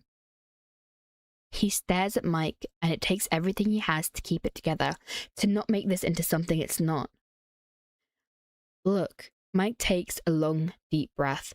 He looks up straight into Will's eyes. I'm good at convincing myself of one thing and then realizing it was something else, and then it's too late and I hurt you or I hurt Elle, and then I don't even know what's happening anymore. Half the time, I don't even know what I'm feeling. Will soaks in every single word without actually registering it. He's past the point of asking questions, but he doesn't need to anymore. Something has changed in Mike, like he's pushed past the filter in his mind that was keeping him from speaking. When you moved away, I couldn't stop thinking about how different that summer could have been if I wasn't, And every time I thought too hard about it, I wrote Elle a letter. And I know this isn't fair on her or you, but I thought it would make it, I don't know, somehow less real, less scary, you know? Will doesn't know.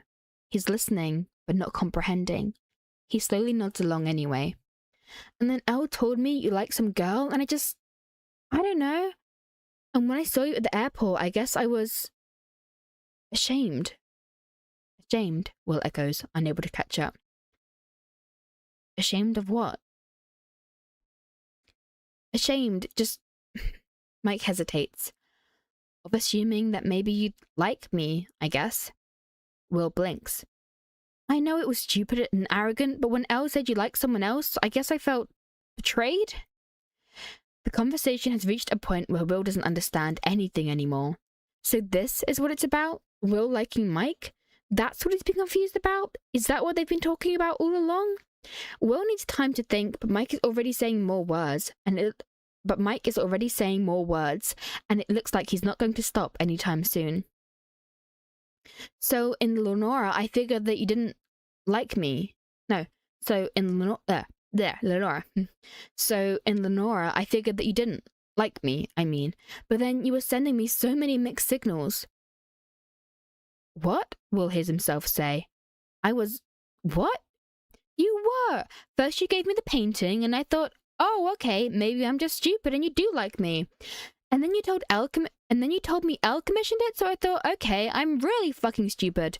And then you spent the rest of the day basically telling me how perfect Elle and I are together, and I thought you wanted me to be with her. And the next thing I know is Elle telling me you were lying about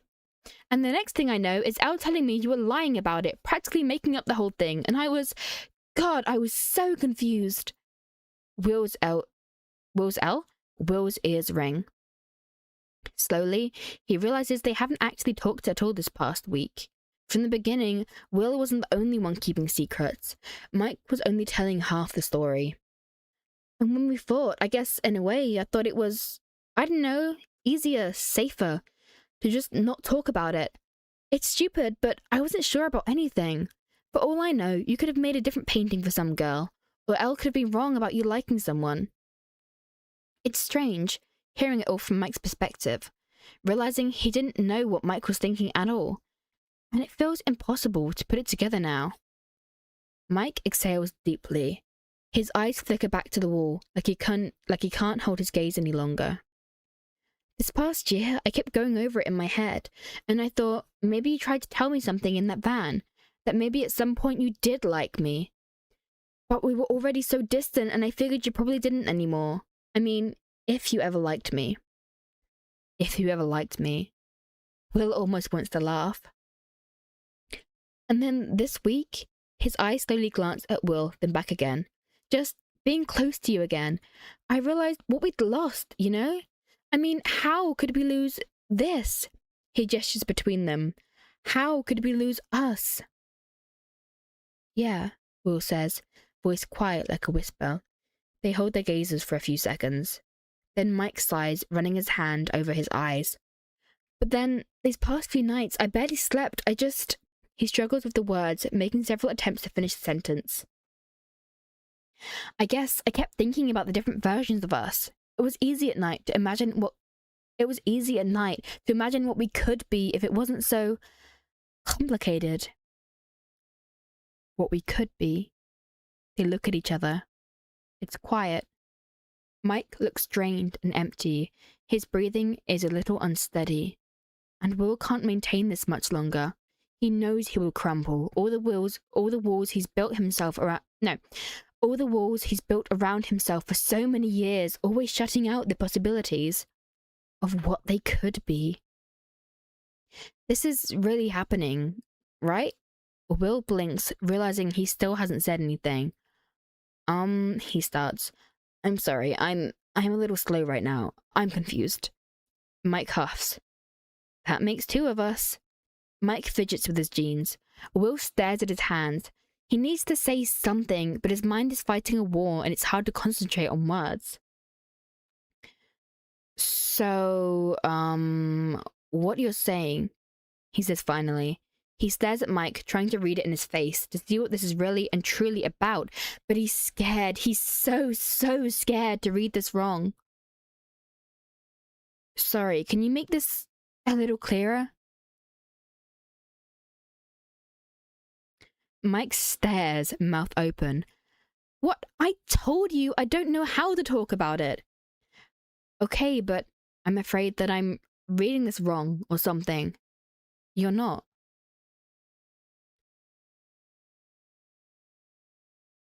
But when you say that I'm not, what do you mean? I mean just what you think I mean. But what? Is it really that hard to believe? Yeah. Well, yeah, no, that's wrong. Yeah, Will huffs, frustrated. It is. It doesn't make any sense. Well, it doesn't make any sense to me either. Mike looks frustrated. I know this sucks. I know I should be more confident about this, and I know I should be more confident about this, and I get it if you wish it. And I get it if you wish it was different. You don't have to give me an answer right now if you need more time. That's fine. Will looks up, frowning. What? And only then he sees it.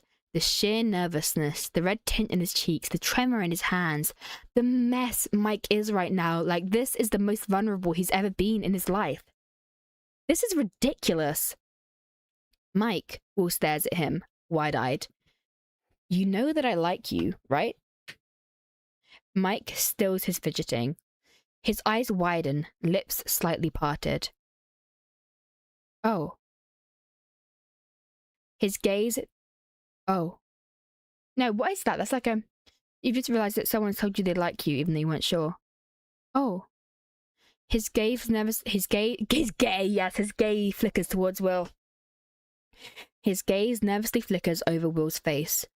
I mean, I guess I figured, but it's nice to hear you say it. Will shakes his head. I don't think you understand. What? Will struggles. There's no way he'll find words for this. It's impossible to make it clear. The weight of it, the years of it. But the words have been waiting, patiently sitting at the back of his throat for all these years. And that's where they should have stayed, tucked away under his tongue until the day they'd lose their meaning. I've been in love with you for as long as I can remember. Mike stares at him. Will stares back. An age-old confession sitting between them, and Will can't take it back. He didn't read this wrong, did he? Oh, Mike says, slowly blinking.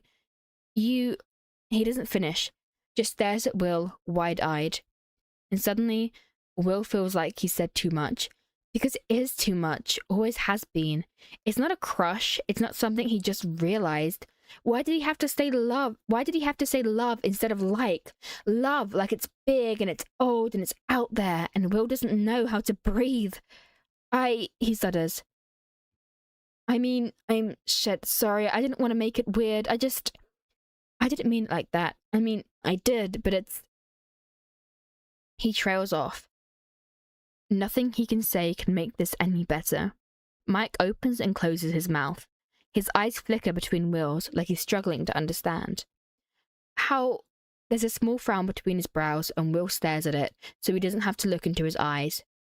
Are you sure? Will almost laughs. Yeah, I'm sure. How long have you known? I don't know. He feels the heat rising under his skin. Maybe since we were 12 or 13? Mike stares. Like all the years they've known each other, all the things they've said to each other need to be reevaluated with this new piece of information. How the frown between his brows deepens. How did you do it? I mean, all this time. What do you mean? Just... Mike searches his face. It's like he's seeing him for the first time. He looks straight through him, straight into the truth of him, but his eyes are soft and warm. That must have been hard. Will's stomach drops.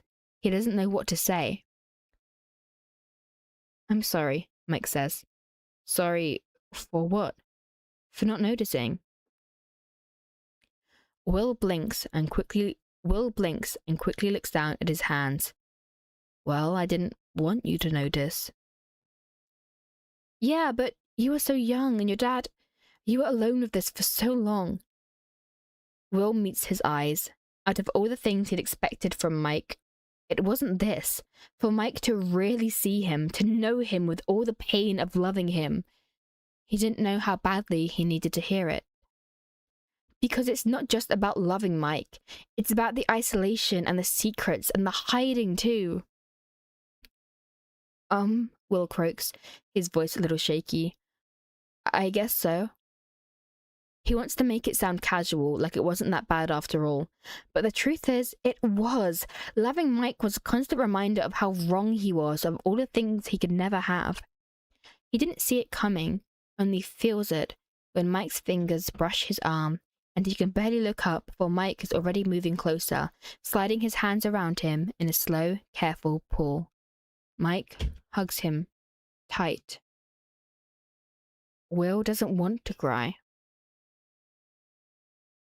I'm sorry. No, this has got to be delivered right. This is a big line.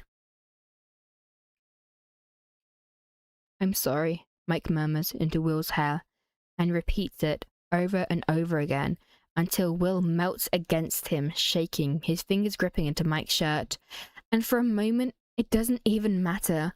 All the confusion and the spiraling, because for the first time in his life, he's seen. And that almost feels more important. When they pull apart just a minute later... Was that audible? I feel like they didn't pick up. When they pull apart just a minute later, Will's vision is a little blurry. Mike stays close, their thighs and shoulders touching. Will stares at their laps, trying to steady his breathing. You know, Mike says quietly, you should have picked someone who's more confident in this stuff. I mean, I'm so bad at this. Will laughs, but it comes out shaky. It's not like I got to choose, Mike. Believe me, you wouldn't have been my first pick. Ouch. Mike raises his eyebrows indignantly. Yes, that's the word. Mike raises his eyebrows, he does. I'm a farmer. Mike raises his eyebrows indignantly, but he's smiling. For a moment, it feels easy. But nothing, absolutely nothing about this is easy. So, Will's throat feels tight, because despite everything, he's still not quite there yet. And he's scared, but this conversation has been going on for too long, and he needs an answer.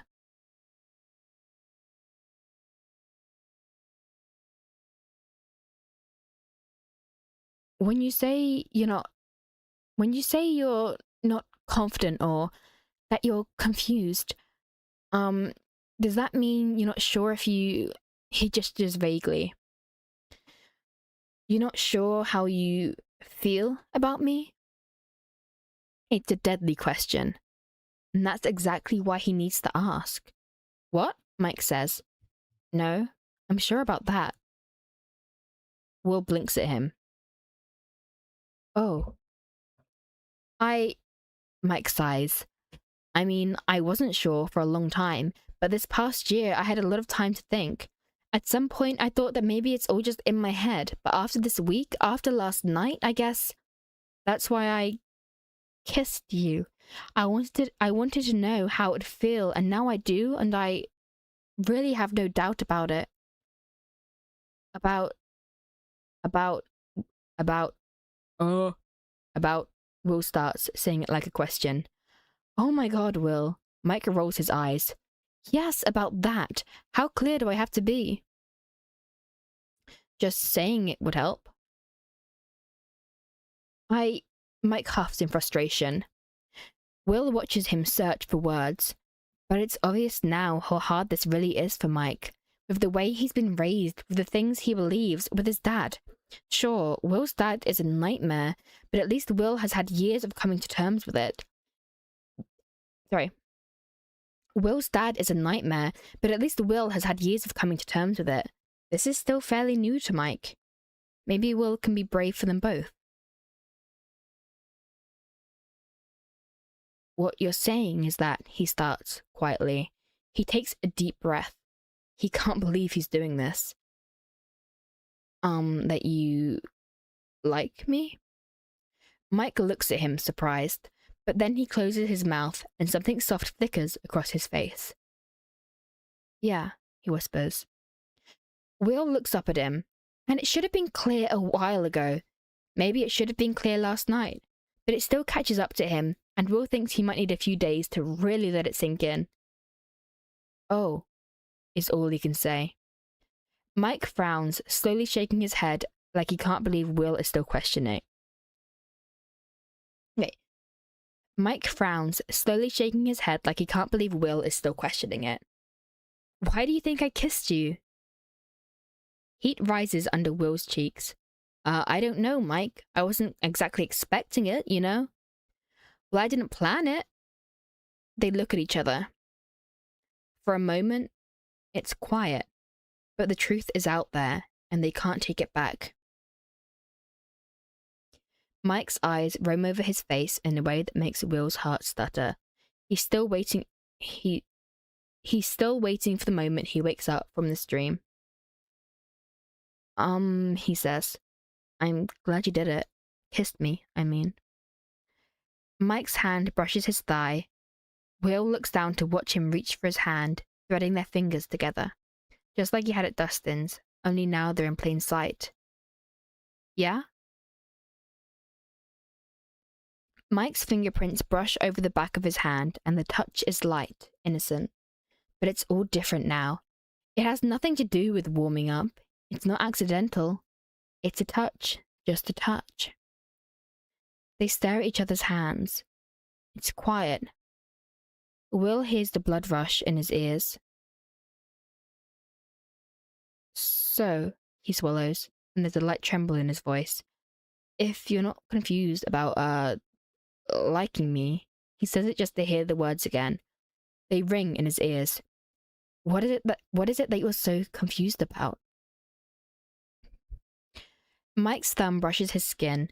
He takes his time to reply, and when he does, his voice is more serious. I'm confused about how to handle it, like what to do with it. Will looks at him, eyes moving over the faint freckles. Like, what happens next? Yeah. Mike's shoulder is warm even through the sweater as he presses slightly against Will. I kept going over it in my head this week, thinking about what it would look like. And it's not even about what I want or what you want. It just feels impossible. Yeah, Will says, voice thin. I get it. He's gone over this in his head so many times. The sheer impossibility of a future. Not just with Mike, but with any boy. There's no blueprint, no pattern they could follow. Not their friends, not their parents, not their parents' parents. None of them could show them how. I know that it's different in some parts of the... Oh, why is it not coming through sometimes? I know that it's different in some parts of the world, but this is Hawkins, Mike says. And it's stupid because there's like a million worse things going on, but it doesn't make it go away, you know? Committing to a life like this would mean isolation, living with a constant secret, unable to open up to anyone about it. Maybe they could tell their closest friends, but even they would probably need time to adjust, let alone Mike's parents. It's scary, Will says. Yeah. All of this, all of what Mike is saying, it's true. He's building a case against them, and the worst part is that Will agrees.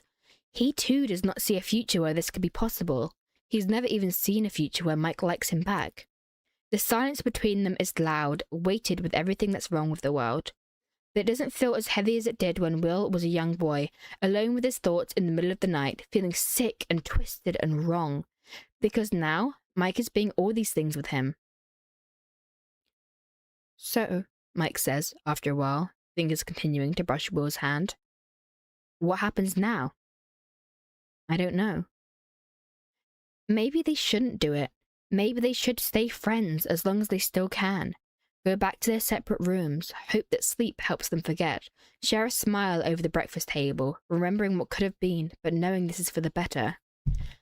And in a few years, maybe, if they survive, they'll leave this town and move on.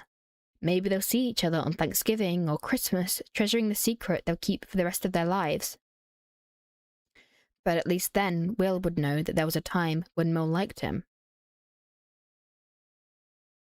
I know it's stupid, Mike says quietly. Mike says quietly, but I don't really want to be alone tonight. Will swallows. Me neither. Their joined hands rest against Will's thigh. It's quiet around them. Quiet and too bright. And Will wishes it was cold, so they'd have a reason to slip into bed, to touch. He wishes it was dark, so they could pretend none of this matters in the morning. The dark has been keeping secrets from them. The light is not as forgiving. If they want to be close, they have to make a decision. Will's gaze flickers over Mike's face. Do you want to sleep here tonight? They'd slept in the same bed for these past nights, so it shouldn't even feel so different. But it does.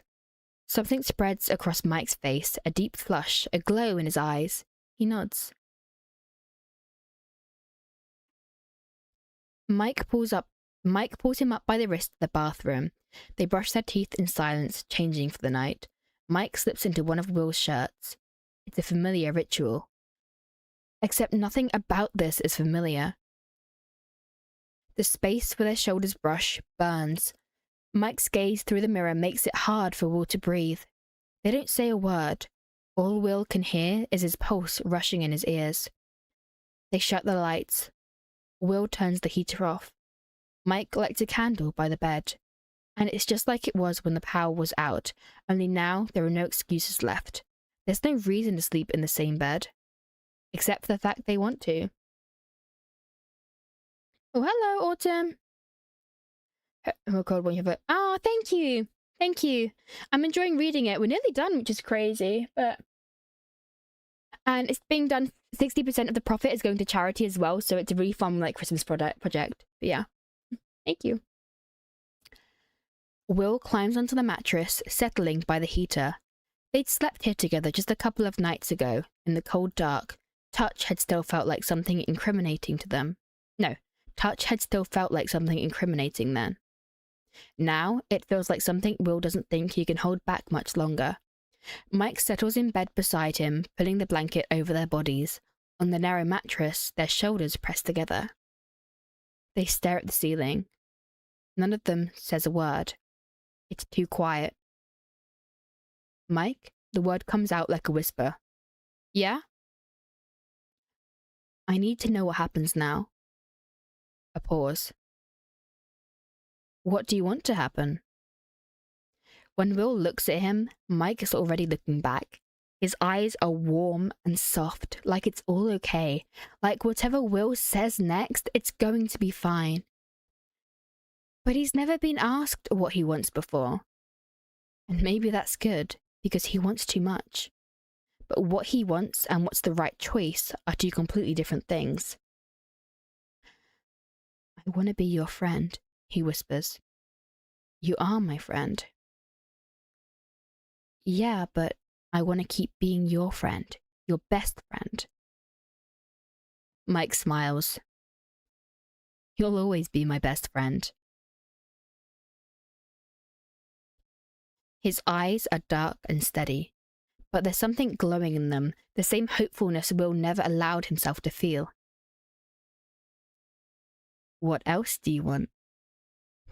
Oh, haha, well, I'm going to reread that. I want that one to go well.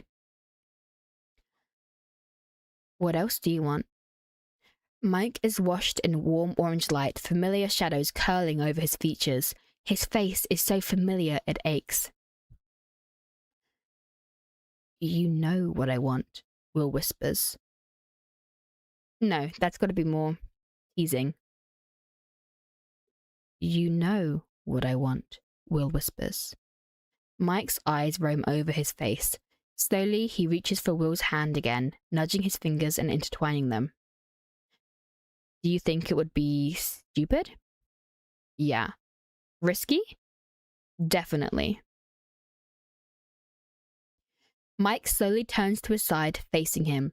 His feet nudge Will's under the blanket, their bare shins brushing.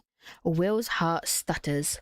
All this talking was one thing, but now that they're this close, he realizes what it means, what it could mean. The air between them is filled with everything that could happen now, a million possibilities Will didn't even dare to dream.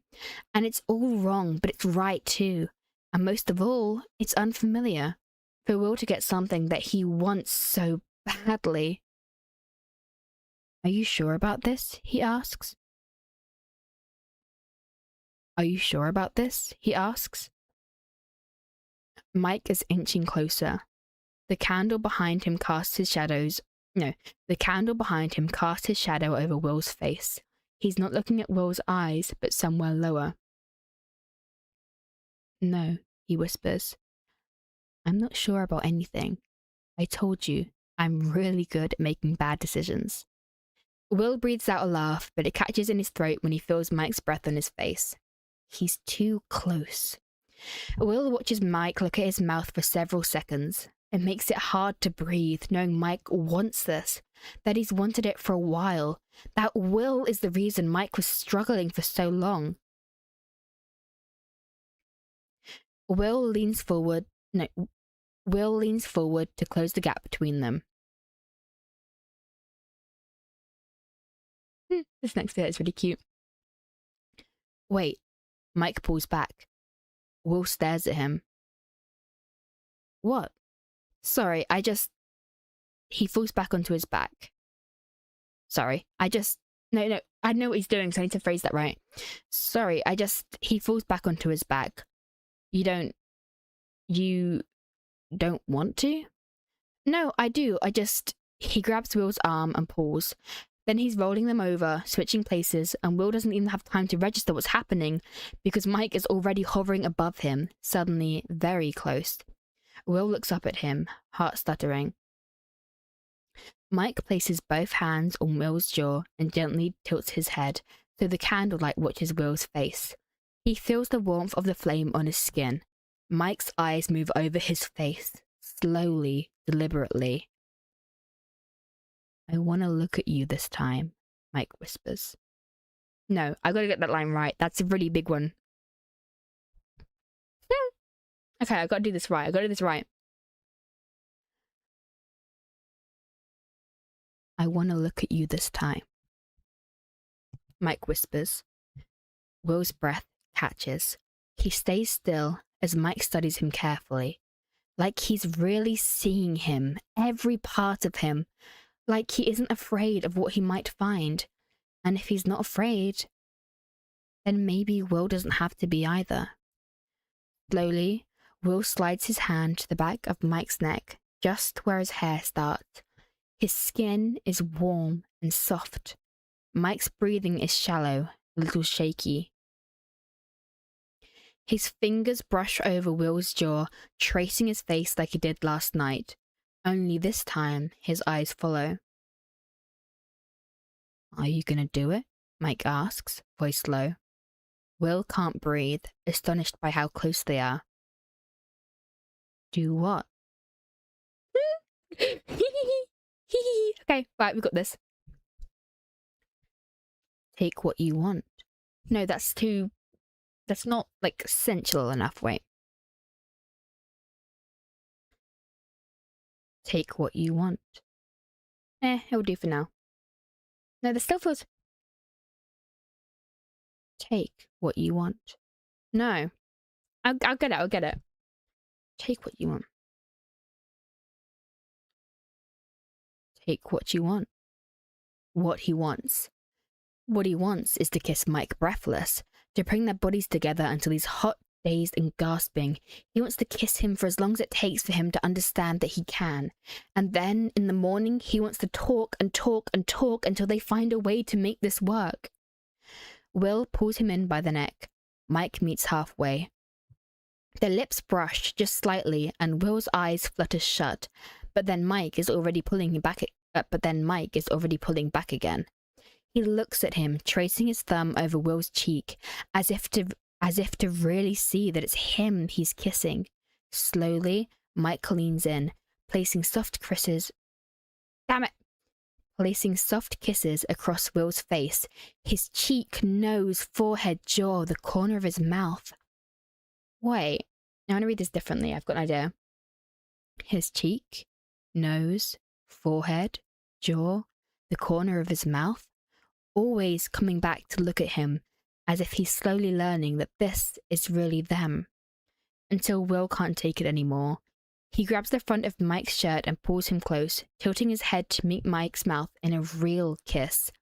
Mike's breath hitches in surprise, but he leans into him as Will opens his mouth and brings their lips together. In a matter of seconds, everything loses its weight, because this is so easy and so good, and they should have done this years ago. Mike settles above him, their bodies flush. Will feels his heartbeat against his chest. His hand slides through Mike's curls, holding him close. Their lips move slowly together, deliberately, finding a soft rhythm as they adjust to each other. The sound of their mouths fill the room, the hitch of their breaths. Will wants to take it all in, to be fully present so his mind can catch up with everything that has happened today. But his heart is beating too fast, and the way Mike takes his lower lip between his, slowly tugging with his teeth, makes his brain shut down. He realizes he might be a little too eager. But it doesn't matter, because so is Mike. Suddenly, they're not cautious anymore. Mike pushes the covers off them without breaking the kiss. His breath is shaky, and it's like he's seeking Will, pressing closer, his hands a little clumsy and desperate as he grabs Will by the waist. It's nothing like the way he touched him yesterday or the night before, and Will realizes just how much Mike must have been holding back. There's the same neediness in his touch that's inside him, too. Their teeth bump, making Will laugh, but a muffled sound comes from Mike's throat, like laughing is the last thing on his mind right now. It's electrifying, the way he presses forward like he can't be close enough. He pushes his knee between Will's and tilts his head to deepen the kiss. Nothing Mike could have said to him would have made it as clear as this. It's like it wasn't even a choice at all. Like there's no way they could have just moved on from this. For the first time in his life, Will feels wanted. Wanted by Mike's hands, sliding over his stomach, making everything burn and tingle. Wanted by Mike's mouth, opening above his in a way that makes every cell in his body buzz. He shudders when he feels Mike's tongue brush over his lowest lip. Can't speak. He shudders when he feels Mike's tongue brush over his lower lip, and his mouth immediately falls open. Suddenly, it's something completely different. It's hot and it's wet and it's driving him insane. They gasp into each other's mouths. Mike's fingers dig into Will's waist. Will tugs at his hair. He doesn't realize he's stopped breathing. Not until it's all too hot and it's all too much. They break the kiss. Shit, Mike gasps, his chest rising and falling rapidly. How are you so good at this? Will catches his breath, staring at the wet glow of Mike's lips. He smiles lazily. Don't know. I guess I'm usually good at things. Mike lets out a breathless laugh. Will's thumb traces over his cheek. They look at each other, like they're recognizing each other, in all the ways they want each other. The sound of their breaths is loud in the room. Will closes his eyes, trying to calm down as Mike puts their foreheads together. He can feel his heart thumping against his chest. After a minute, he opens his eyes, looking at the sight of Mike. His messy black curls, his red mouth, flushed cheeks, the glow in his eyes. Will can't believe how lucky he is. Mike meets his gaze. Is this what you wanted? He whispers, still a little breathless. Will can't count the number of times he pictured kissing Mike. He was a haunted boy, afraid of the dark, lost in a sweet daydream about his best friend. It was meant to distract him, a silly fantasy, not to become real. I need a drink, wait. My voice is starting to give up. Not almost so close to the end. Yeah. No. Yeah, he whispers, and he smiles. Mike kisses him again, lingering, their lips brushing. Then he looks at him some more, and something crosses his face, his eyes soft, but a frown between his brows. Will? Yeah? You're, He stops, eyes flicking back up to Will's. What? Doesn't matter. No, say it. Mike's face flushes. He stares somewhere at Will's cheek. It's stupid. But I wanted to say, his eyes flicker back up. You're really pretty like this. Will's breath hitches. Oh. For a moment, Mike looks mortified, and then he groans. He buries his face in Will's neck. Shut up. I didn't say anything, Will laughs as Mike starts pressing little kisses to the skin of his neck. Yeah, but you thought it. And then Will can't laugh anymore because Mike's mouth moves differently, lips sucking on the soft skin. Until this moment, he hadn't realized how sensitive his neck was. His breath catches, his eyes fluttering shut. His hand drops to the back of Mike's head, fingers burying into his hair as Mike pulls at his skin, gently grazing his teeth in a way Will is sure is going to leave a mark. When he pulls back a minute later, Will is flushed and breathless. Mike slowly runs his fingers over the sore skin on Will's neck, like he's inspecting his work. You're gonna have to hide that. His nose nudges against Will's jaw before drifting back up, his lips ghosting over his mouth. Will leans up to kiss him, just because he can. We're gonna have to hide more than that, he whispers. He searches Mike's face for any sign of regret or doubt, any indication that he thinks this is a bad idea after all, that it's not worth it. But Mike just smiles and nods and kisses him again. And Will still can't process everything that happened today. Maybe, if he kisses Mike long enough, he'll understand. Maybe they'll find a possible future somewhere in all the places their mouths and bodies meet. A reason why this is worth it for every reason that it's not. A reason why this is worth it for every reason that it's not. And at some point, Will might look inside himself for that familiar guilt, the shame of what they are and what they're doing. But Mike is doing it too. Mike's kissing him too, and for the first time in his life, Will shares the guilt. He shares the shame. And in sharing, it turns into something entirely different. No. And in sharing, it turns into something entirely different. That's it. That's it. We're done. Oh, there we go. Yeah.